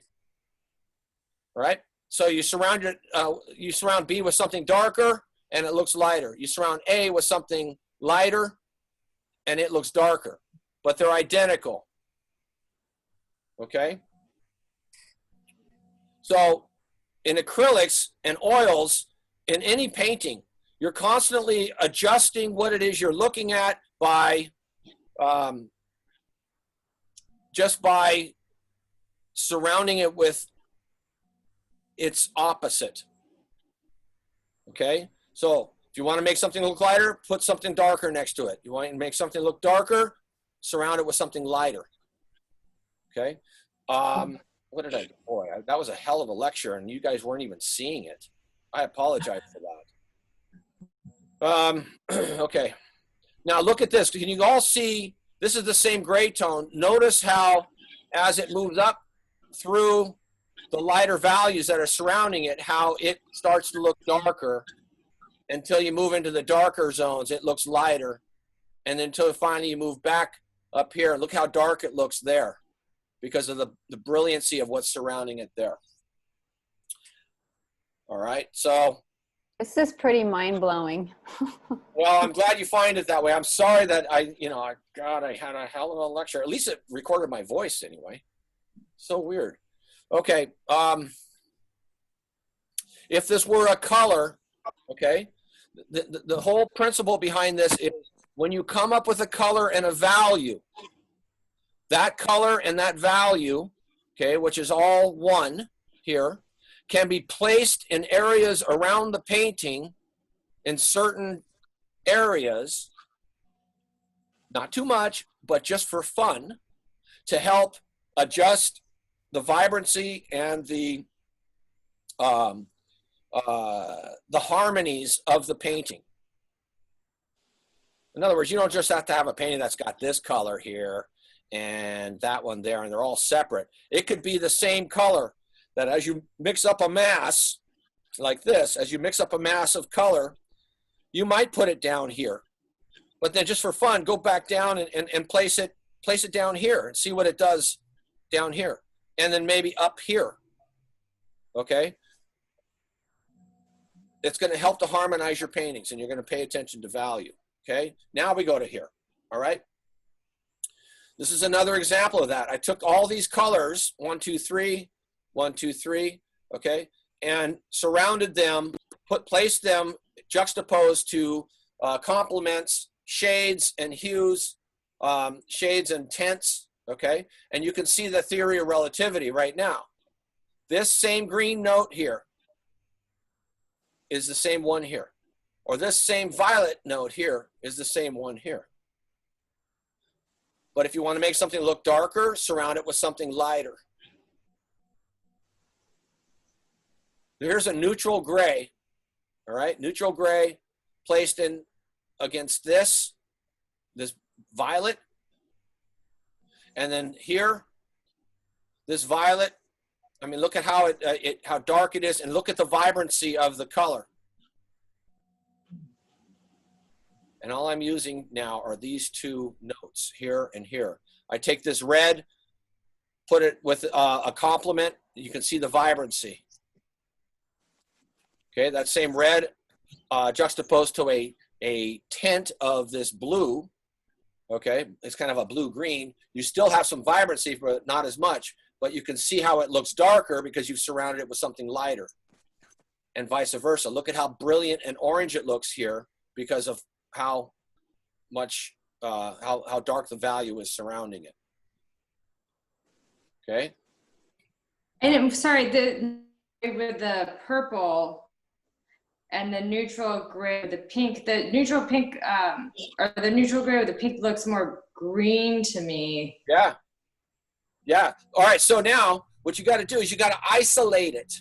You got to make a little okay sign about 1/8 of an inch to a 3/16 of an inch and put it out in front of you in order to see that color. So it's basically being influenced by its complement. Okay. There's more green. This is more of a red hue influence, this pinkish hot pink. It's got more red in it. So what we're seeing in neutral is that it's tending to push us towards the complement of this color here. All right. It's pushing us to the complement. We're seeing the complement in the light. And so the other one, I guess, would appear more yellow. It would be more of a yellow gray then. Yeah. It's got more yellow. It has some green to it as well. But until you isolate it, you won't see the true color. When you isolate it, you'll see it how neutral gray it is. When you remove the isolation, you can see the green coming in. Well, gray is actually all color mixed. Gray is all colors mixed. Well, all right. We're not going to get into color saturation right now. This is not a color class, but I want you to just values here. All right. But that's why it shows green. Okay.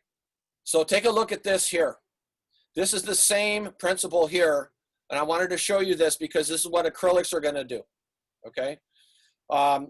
Here you've got a complement of this tone here. Okay. It looks lighter here because of the darker value. Okay. And then it looks darker because of the lighter value here.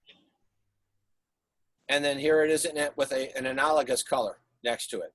It's the same color note, all 4 steps. Now, when you paint in acrylics value-wise, you may mix up this color thinking you got the color you need, but it's going to dry here. Okay? It's going to dry here. All right. Let's exit that. That is a good lesson right there. That's on relative color. All right. Okay, we did this. And now back to toning. Okay. These are just examples of color tones that I have worked out, mostly for my nocturnes. But I will start off with a deliberate color in the background in order to influence in harmony the eventual painting to come. Okay, everyone's different, but there's reasonings for me choosing everyone. I won't start a painting until I find out, what's the overall color harmony I want, and do I want a complement, or do I want an analogous color to help support the harmony of the painting to come. Okay, let's see, 5 powders. Okay, all right. Now you've done your paintings or your thumbnails. I want you to take a look at this here.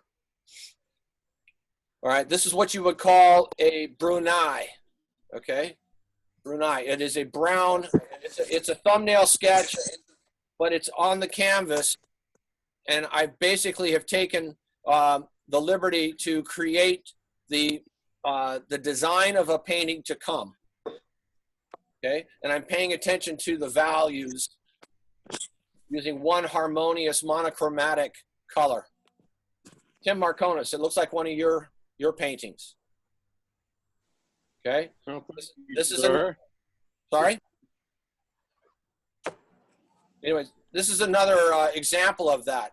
I'm getting myself used to seeing value, and I'm using what's called a Brunei technique, which is I'm just looking at the values of the shapes that I see before me before I lay in any color. You can do this with still lifes. You can do this with landscapes. You can even do it with acrylic in abstractions, okay? Now, my values are off here. These are much darker than you think. Or than they, is that the same as an underpainting, basically, or? It is. Yeah, I toned it first. I got rid of the white, and then I went and I did my contour sketch. Okay, got the contours happening, and then I started laying in the masses. Okay, laying in the masses. This is a mass. I'm sorry. I'm doing a value sketch. Little house here. Little darkest values are here. Okay. This is an example. Yeah. So I take it that means that you paint different parts of the painting with the same value. You just use a value and then you go around and use that value. Yes. Rather than painting from top to bottom or from left That's to right. Correct. Or whatever. Yeah. That's correct. So there's a methodology. Okay. I'm going to make Methodists out of you. The only method that I use is dark to light. So again, it's like I'm looking at my darkest values, my lightest values, okay, and my middle values. I'm trying to, that's what the thumbnail sketch is for, is the 1, 2, 3, 4, 5. I'm trying to get it simplified into my darkest, lightest, and 3 mid values. I use, then I use the toning, okay, to get me in the neighborhood. Okay, and then on top of the contour sketch, once it's designed, I start with that one tone. In this case, it's a Brunei, and I simplify it. I just tie things together. I'm working abstractly here. I'm not even looking really at what the subject is per se. I'm just looking at how they're going to relate to each other and how I can simplify my picture by tying things together. Tying them together. Okay, so there's a harmony. I'm always thinking about harmony. If I'm using one color, black and white, brown and white, green and white, I've even used blue and white, or a pink and white. It's just one way of using the color out of the tube. In this case, it was a burnt sienna. I'm sorry, burnt umber. I had the exact value of it here. You can see it in its pure state right out of the tube. It's black. It's almost a black. It's got the darkest value. But then every time I dilute it, it gets lighter and more transparent. So I can adjust the values based on the amount of medium that I mix into the paint. This is all the same color, but I'm varying the values by adding more medium to it. Okay, and the only reason why I'm doing this, again, it's like I want to create a really nice painting. So I'm going to study first. I'm going to study the values. I'm going to study the design. I'm going to do my thumbnail sketches. I'm going to maybe even do a preliminary sketch with the colors I'm seeing or with the values. Every step you take in preliminary sketching is going to give you a greater chance of success in creating a masterpiece, as opposed to just coming and liking something and just trying to paint it. okay? The more understanding you have about your subject matter in the beginning stages, the more time you spent in the preliminary stages, the greater chance of success in the end. Okay, you'll know where you're going before you get there. You won't get into the painting and say, I don't know what to do. This isn't working. Okay, so again, this Brunei technique is a way of ensuring success into your finished product. Because from here, now comes the mixing of the masses on the palette. Okay, the colors on the palette.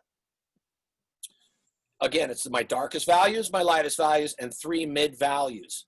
And I'm still going to work abstractly and lay it all in, get the whole thing masked in an abstract way, and get them blending, get edges working. I'm not going to come up here and paint the sky, then come down here and paint the mountain, then come up here and paint the trees. There's going to be some order to it. There's going to be my darkest, then my next lightest, then my next lightest, then my next lightest, and next lightest, and then finally the sky. Just to mass it in. That's the process. That's what's going to guarantee cohesiveness to your painting. You followed some order to it, dark to light. Okay, so here's an example of a grisaille that I'm working on right now here in my studio. Okay, I use black and white acrylic. This is an illustration. It's about 40 by 60 in size. And you can see I'm working out the value patterns. I've done like 3 or 4 preliminary sketches of this already. I'm working out the value patterns first, and now I'm starting to add the color.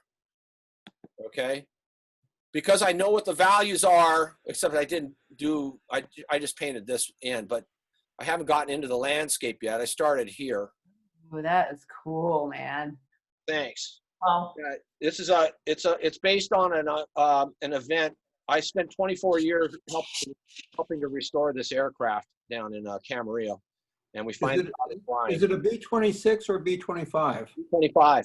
It's what they call a PBJ, Patrol Bomber J class. Yeah, because most B-25s I've seen had 2 guns in the nose, or two sticking out. Yeah. Yeah. This one has 2, has 3 in the nose. Anyway, if you ever want to see it, it's down in Camarillo. But this is the idea. You know, you can see here, I'm establishing the value patterns. Okay, if I make these 2 dark, okay, they're going to come closer. That's why I'm reserving my darkest values for what's closer to me. Okay, dark approaches. Okay, dark approaches, light recedes, light goes away. So I'm constantly thinking about the value scale in a linear way. I want to make something come closer to me, I'm going to make it a little bit darker, and then temperature-wise a little warmer. If I want to make something recede and not be so in my face to create the illusion of depth on a 2-dimensional surface, I'm going to add more white to it, or blue, or whatever. Okay, so that's an example of the grisaille. So I would recommend, you know, practicing this once you've done your designs. Once you've done your designs like this or like this, once you've designed it on the canvas, then you start to, you know, you work out the value patterns first, and then you kind of know where you're going. All right, it's just guaranteeing more success, and that's what I want to see you guys do, is have more success. All right, what's next here? Let's see. Okay, there's another video. Tone, blow dryer, gesso, did that. Okay, more X-ray. All right. For those of you who just want to play. On Masonite? Did you do that on Masonite? You said on the board? Wait, no, this is on canvas. That's on canvas. Okay, and what was the toned color on? I guess just what color did you choose for your background? There was no color. This one I just, oh wait, there was a raw umber, a very faint raw umber, very light. For the grisaille, it's also, it was also black and white. I mean, I'm just using black. Yeah. You know. And what canvas are you using? What canvas? Yeah, do you recommend anything? How much money do you have? I You know, I don't know. Give us or I'll tell you something. what. You can work on anything, but your ground is so important. If you really want your ground, I mean, if you really want your painting to be around a long time, you're going to give it a couple extra coats of gesso, okay? Because that's going to help the medium adhere to the surface and protect it over a longer period of time. If you don't have a good ground to it, the paint, whether it's oils or acrylics, may peel off over time. I see it happening. It's not to my. So you buy cheap canvases and then put gesso on? Is that what you're saying? No. I don't buy cheap canvases. I mean, I buy I buy pre-stretched canvases. This one here was a pre-stretched canvas I got at Art Essentials. And I will stretch my own canvas from Frederick's, depending on the size. But it's so much easier, you know, to buy them pre-stretched. I mean, you do pay money for them, but they're already primed a couple times, and I'll give them 2 more coats of primer. You will. Oh yeah, absolutely. You know, and I learned that from my teacher, Ovanis Berberian. He did it 4 times, and I loved his painting. So, you know, when you find somebody there's something about them that's speaking to you, you want to know why, and that's part of the process. Why are his paintings speaking to me? What was his process? What's his gesso? How many times does he coat the painting? What is his underpaintings? How did he create these works of art that speak to me? I want to know what's at the configuration of my inspiration. Okay. So that's just part of the quest. And gesso, just any gesso, the white gesso? Yeah, whatever I can get my hands on. Golden makes a really good gesso. You know, it's acrylic primer. It is acrylic primer. Make sure it's acrylic. Yeah, it's acrylic. Yeah. Acrylic gesso as opposed to traditional gesso, which is not suitable for flexible substrates. So. Thank you, Tim. Okay, check this out. Now, this is going to show you, if you don't want to be a representational painting, or you want to just play, you want to play with this medium and have some fun. I thought I would, unfortunately, Misa's not on anymore because she's in a class in London. I want you to watch this. Can you all see it? Yes.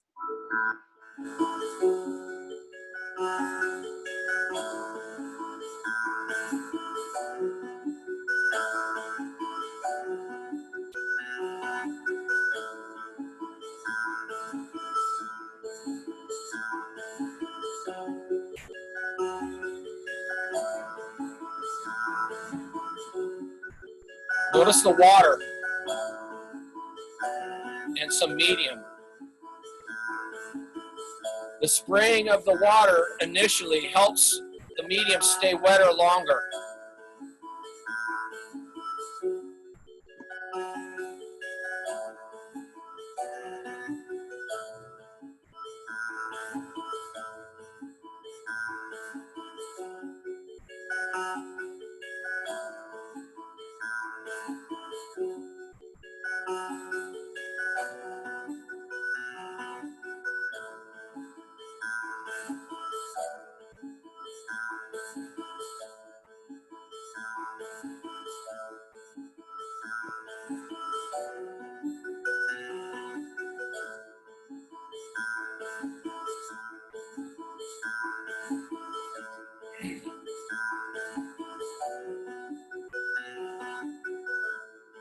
He's just spraying a water.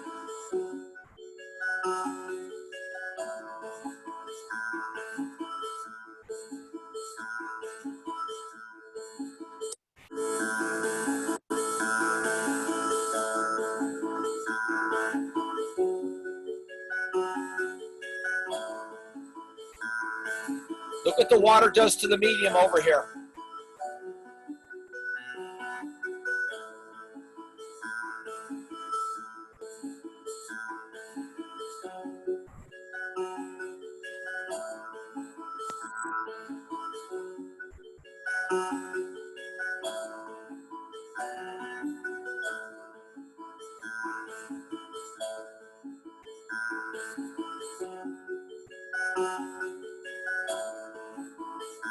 Palette knife.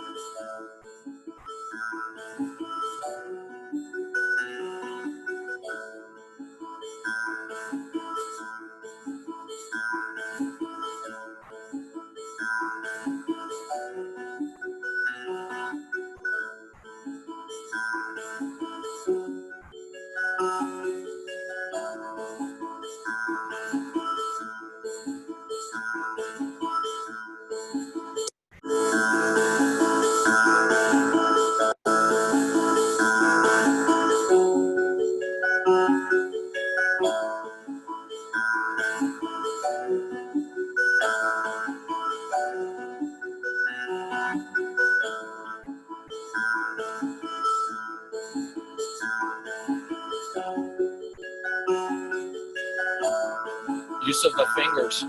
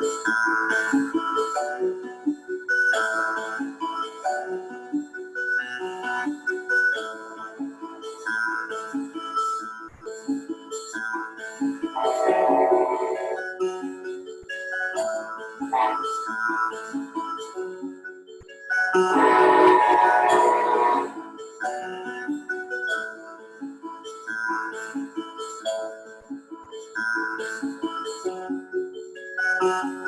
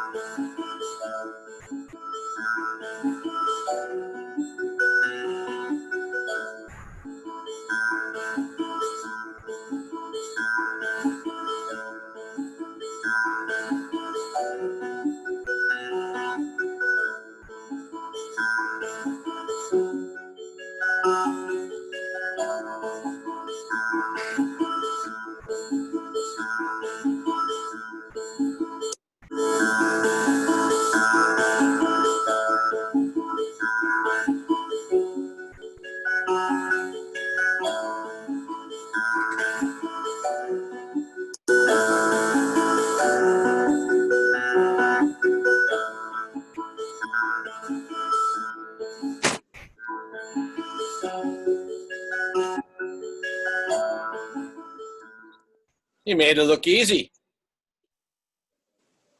Geez, that was so cool. All right. Thomas, Yes. I have a question for you regarding that, because you're right, that made it look so easy, and it's not easy at all. And I'm wondering, because what she's painting with is wet, obviously, it's fairly thick. And is it the thickness which she lays it down and kind of the confidence of her stroke is what keeps it from kind of blending all together and making it muddy in a way? Does that make sense? Do you know what I'm asking you? Yeah, as far as color is concerned, color is subtractive. So it comes straight out of the tube in its purest state. The more you mix it with anything, it starts to lose its intensity. Okay?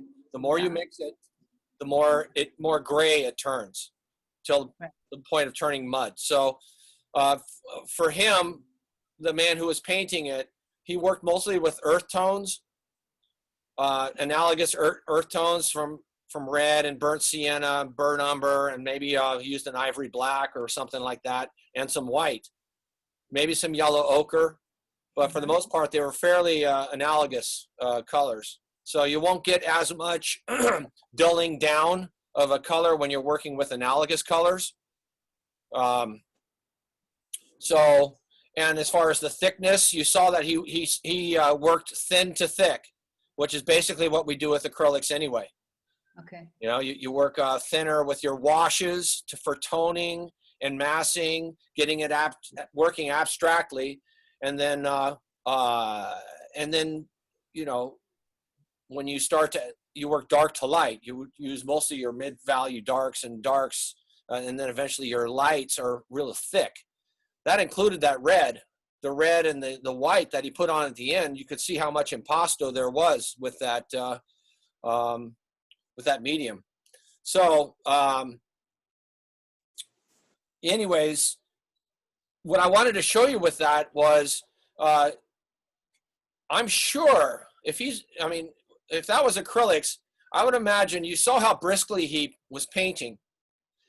I would imagine if I were to paint like that and have acrylics, I wanted the acrylics to stay wetter longer, I would buy a humidifier, and I would work in a room, my studio, with a humidifier. So they behaved like oils, and they stayed wetter longer. That was just an idea that sparked my imagination when I was watching that process. The thicker the paint was, the longer it stayed wet as well. The thinner it was, the more quickly it dried. I don't know if he just used water in a spray bottle or water with some medium in it, some Floetrol or some open medium mixed in with the water, to make it perform the way it did when it drizzled and had those beautiful effects. And I don't know what he was using in the very end as far as scribbling. I know he was digging into some of the patterns. So some of the paint might have still been wet. That lighter value color might have still been wet enough for him to actually carve into it with the scribbling that he was doing. And then it looked like he used some form of a tube of paint that had a nozzle on it to allow him to do some calligraphy or some doodling with acrylics over the tops of the image. So there's a wide variety of things happening. And how about the technique of using a board or a piece of paper and then painting over it and creating an edge? That's cool. Yeah, and so as far as the process of painting, edges are part of the design, and edges are how we get a person to look somewhere in time. So as the artist, you're an orchestra leader, and your design is going to bring the viewer in to look somewhere first, second, third, etc. You create and establish a hierarchy of priority where the focal point is the second area of interest and the third area of interest. And one of the ways of doing that is by edges. So the harder the edge, the more contrast is prevalent. So that's going to be an area where the viewer's eye is going to go. If you have a hard edge that is a complement or a black and white, that's going to even give it greater amount of importance.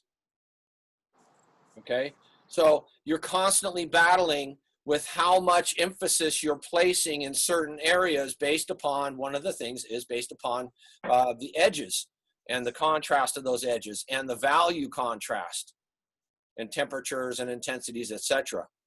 Okay, so, and sometimes you have too many edges going on, so you need to blend things. So you saw him also, part of the process is eliminating and blending things back so they don't have so much priority as far as interest.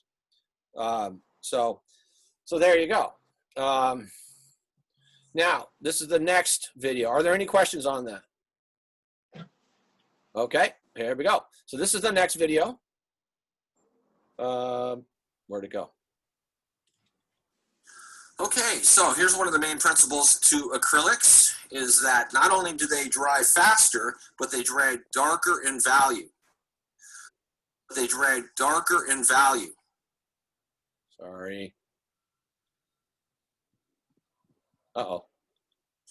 Okay, so here's one of the main principles to acrylics is that not only do they dry faster, but they dry darker in value. So basically, when you're doing an acrylic painting, if you want to achieve a certain color or match a certain color that you're seeing or that's already on your canvas, you want to paint in anticipation of the principles of acrylics drying darker. In other words, you're going to want to mix them slightly lighter when they're wet, knowing they're going to dry where you want them to dry as far as their value. So here's an example of that. I'm going to take this color here and I'm going to move it along the side of this canvas. It's a beautiful kind of a periwinkle color. Okay, nice color right here.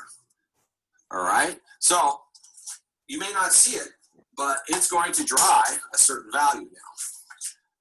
So what I'm going to do here, I'm going to take this board, I'm going to put it up here like so. I'm going to turn my blow dryer on, and in a couple of seconds, I will remove it, and you will see how dark the value is of that acrylic.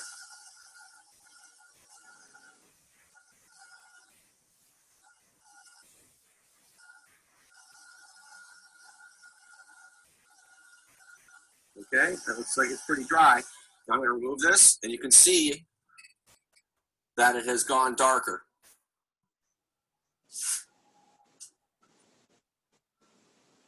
Wasn't that fun? Uh-oh. Okay. All right. So I'm going to give you some homework. Okay. Just going to do a simple still life with your acrylics.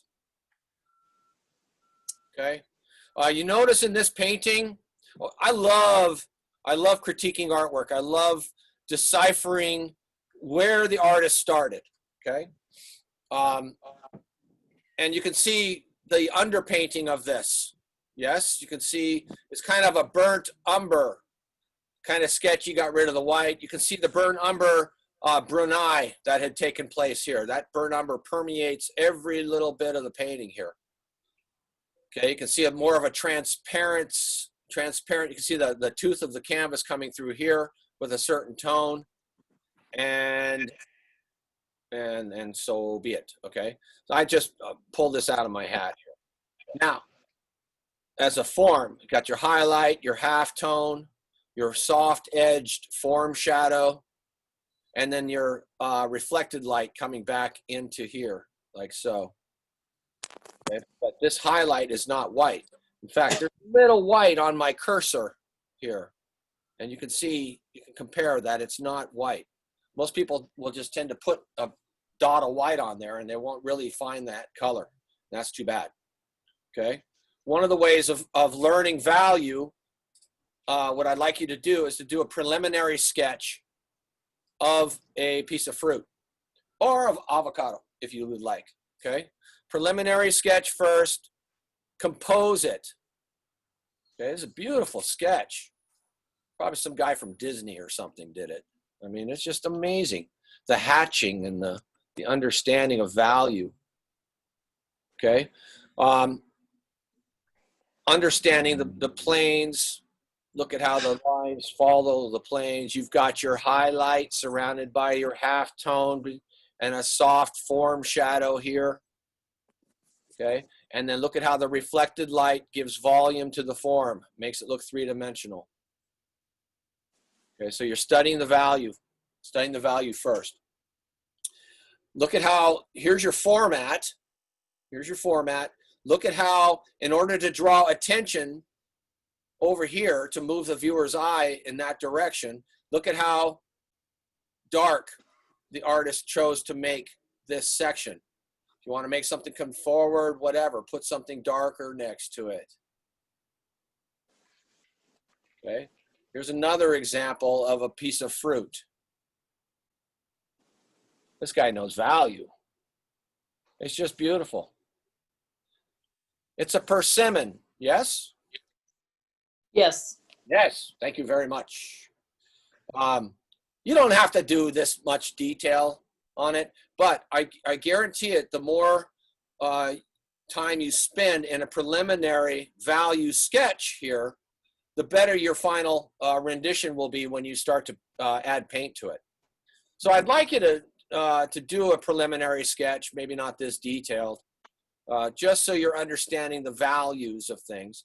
You notice that both of these, there's a singular light source, okay? Are you doing the sketch on the canvas and then adding paint to it? No, I want you to do this in a drawing book. This is separate, okay? This is separate. This is a preliminary drawing. Then you can do this similarly on the canvas, okay? But not to this detail, okay? I just want you to spend time to see things here, okay? Slow your eye down so you can start to compare the values and see the highlights and the edges and things, okay? All right. Now, this is another option here. It doesn't have to be a piece of fruit, although is an avocado a fruit because it grows from a tree? Anybody? And it has seeds. Yep, It's a fruit. it's a fruit. Wow, that's cool. Okay, so using the acrylics or the color palette, warm and a cool yellow, warm and a cool red, warm and a cool blue, I want you to maybe possibly do an avocado, okay? I will do one as well. In fact, I'll probably demo it next week. Now, I think this is probably done in oils, but if you add this medium to it, modeling paste to your acrylics, you're going to be able to get this texturing, okay? It's like frosting on a cake. And you can tell when you look at a painting when it's painted with a brush or when the artist used a palette knife. When you have hard edges like this is a palette knife usage here.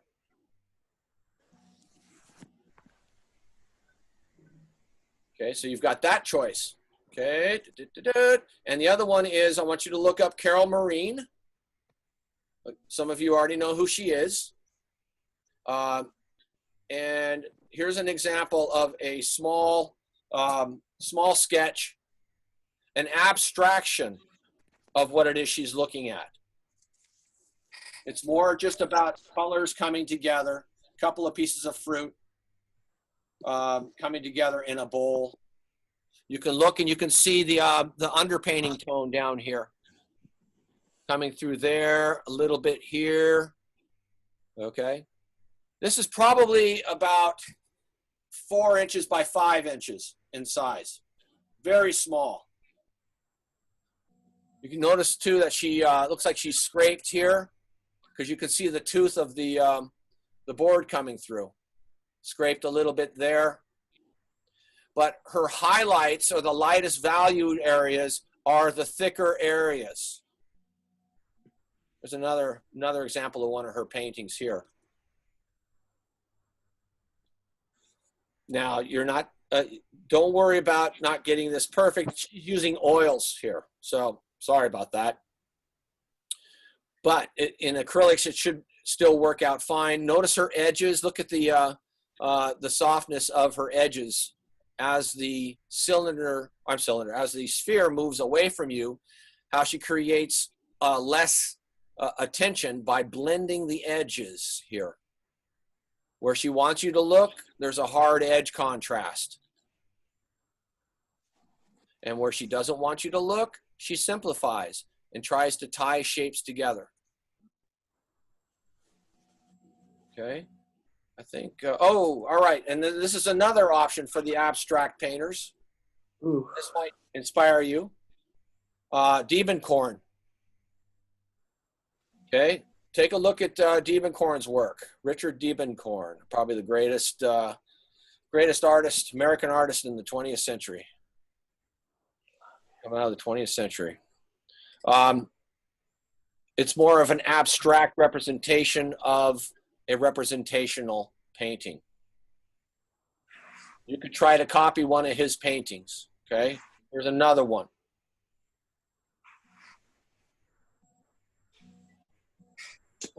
Can you say his name again, please? Richard Diebenkorn, Diebenkorn. Richard Diebenkorn. Okay? I don't. You could do that instead of the still life. Is that what you're saying? Yeah, you may. Absolutely. And you notice how it's abstract first. It's abstract first and representation second. Okay? We're not going to really decipher him psychologically or design-wise. I mean, we could spend a whole day on his designs and his color usage. But one word that I'll plant the seed on is painterly. Okay? There's decisiveness and there's painterliness, but he's not 100% decisive because you can see here he had an initial brush stroke underneath that he went over.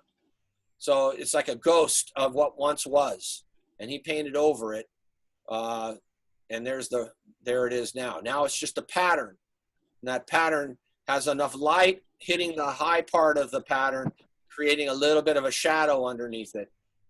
So, and that's all part of the process as well. Okay. He has a great book on paintings from the Channel Islands out here. Yes. Oh, I know. Are we lucky or what? In fact, here in Korea, at the corner of Linden Avenue and Carpinteria Avenue, the old Bank of America there has been purchased by Marla Daly and the Santa Cruz Island Foundation. And it's going to be that, along with the parking lot that's there, is going to be a museum. Fantastic. No way. How amazing. In the museum, they will have all of Diebenkorn's drawings and paintings from the Santa Cruz Island. The original ones? Yes. The originals? That's correct. Wow. As well as all the paintings in their collection. But Diebenkorn's will be on the wall. Fantastic. Isn't that amazing? We're so lucky. This is and not only that, Trader Joe's is coming to Carpinteria. So what? Where? Wow. Trader Joe's. I'm in Carp.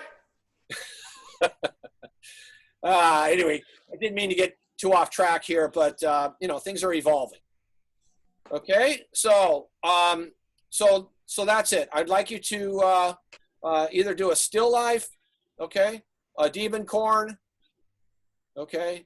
But if you're going to do a still life, I want you to do a preliminary sketch, a value sketch first.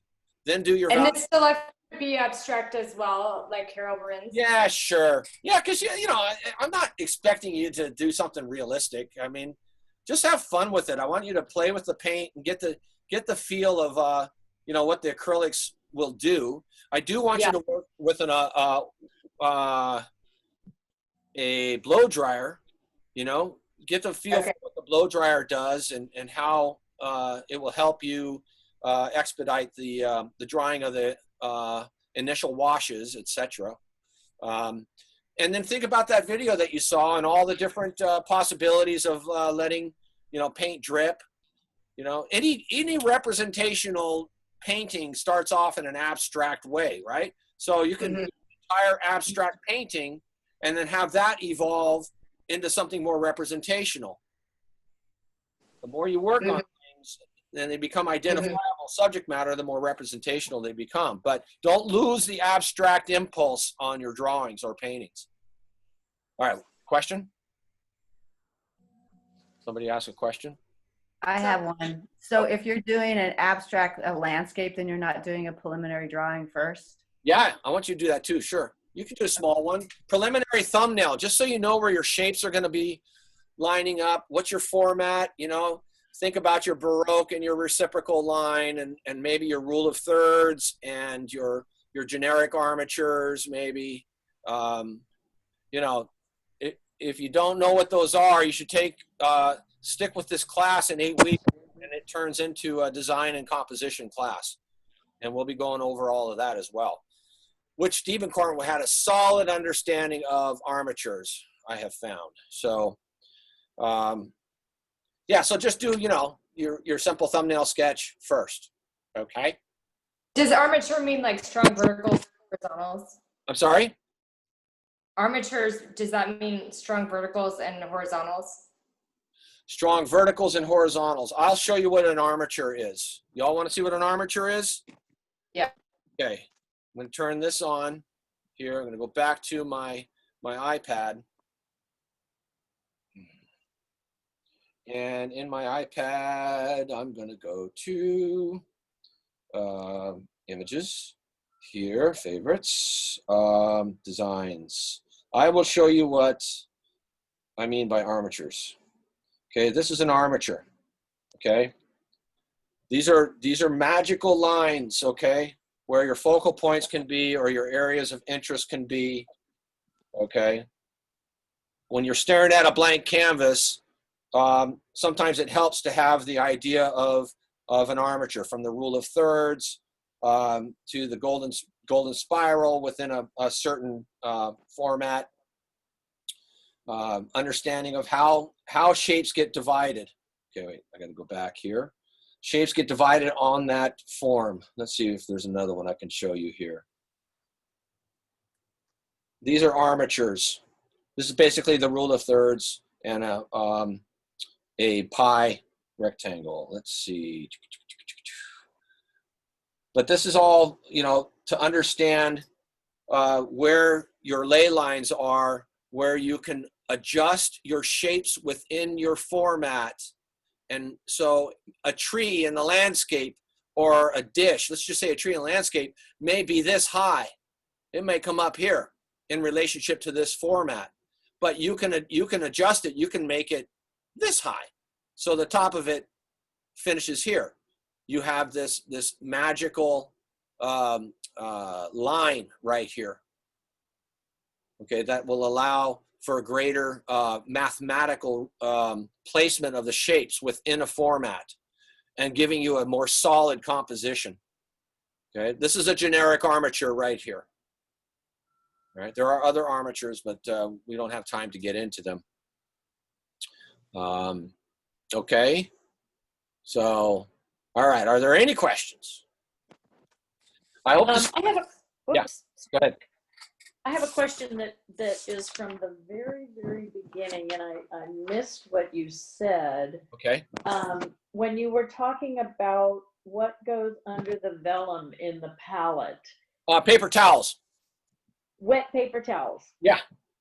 Okay. Remember, that's old school. Okay, that's old school. That's how I learned before artists came along. And next week I'll have my blue lidded palette, which I love. I love my blue lidded palette because it keeps my acrylics wet forever.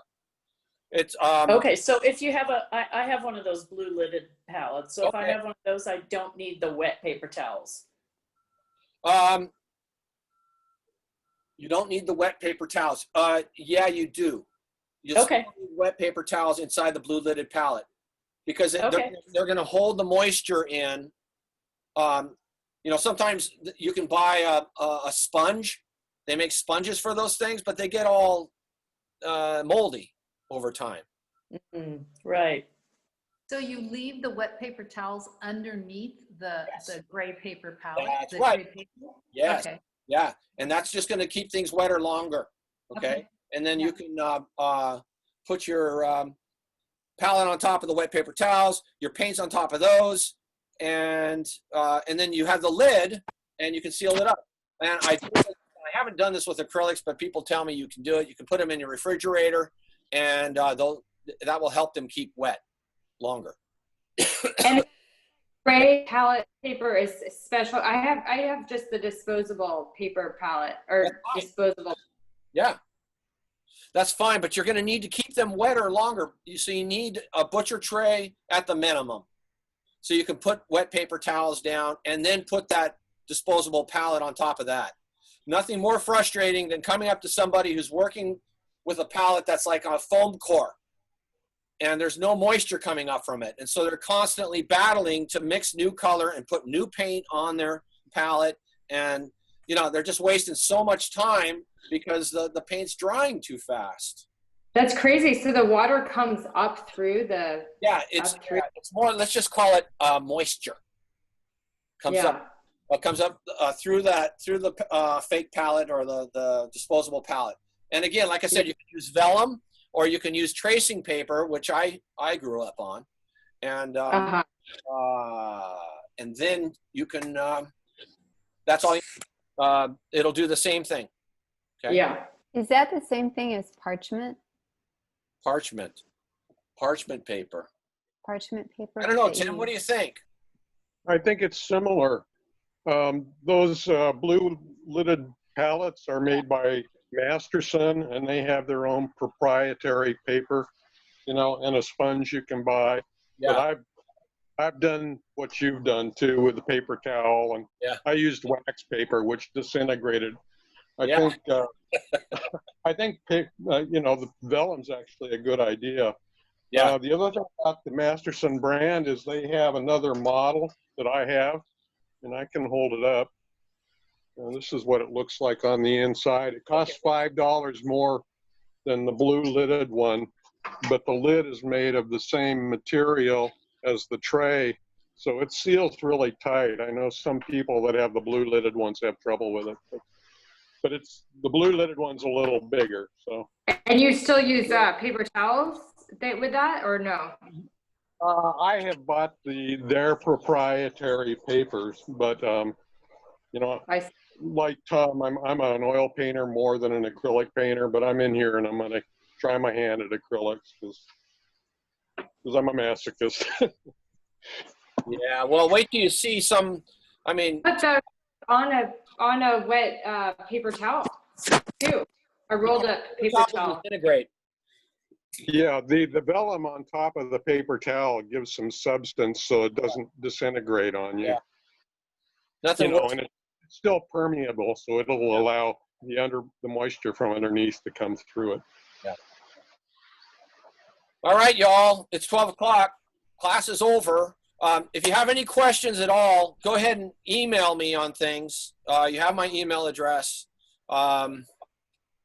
And I will be sending you the link to this video, and you can, you know, if you want to refer to it or go back through it or whatever, it'll be available till the end of the term. Okay, through the City College YouTube. And you need our homework in by when? It would be nice if I got it by Sunday, you know, so I can download it onto my iPad, and we'll go through the each image, and I'll be able to draw on it and talk about it, etc. Okay, it'll be a shared event. Okay. So we can watch this whole class on video. Yeah. Yes. I'm gonna, as soon as it's over right now. I go onto the City College website and download it onto YouTube. But it's a private class, so it's not available to anybody outside this class, really. So. And you're sending us the link? Yes, I will send you the link. Yeah, stand by. Okay. Thank you very much. Okay. Yeah, thank you. Thank you. See you next Thank week. you. Thank you. Hi, Thomas. Thanks a lot. you. Bye. Next week. Okay. Thank you. Thomas, when we we're looking at the Diebenkorns, do we have to copy exactly what he did, or could we interpret a landscape like he does? Always interpret, never copy. Okay, so we could look at our own landscape, but do it Diebenkorn like. Is that the idea? Absolutely, Diebenkorn inspired. I just want you to be inspired. That's it. Okay. Okay. Great. All right. Super. Go get Thanks. them. Hey. By what day do you want the homework? By what day? Sunday. Next Sunday. Thank you. So a week from yesterday. What is that? The 31st? Just by the night before, yeah. Yeah, the 30th. Okay. All righty.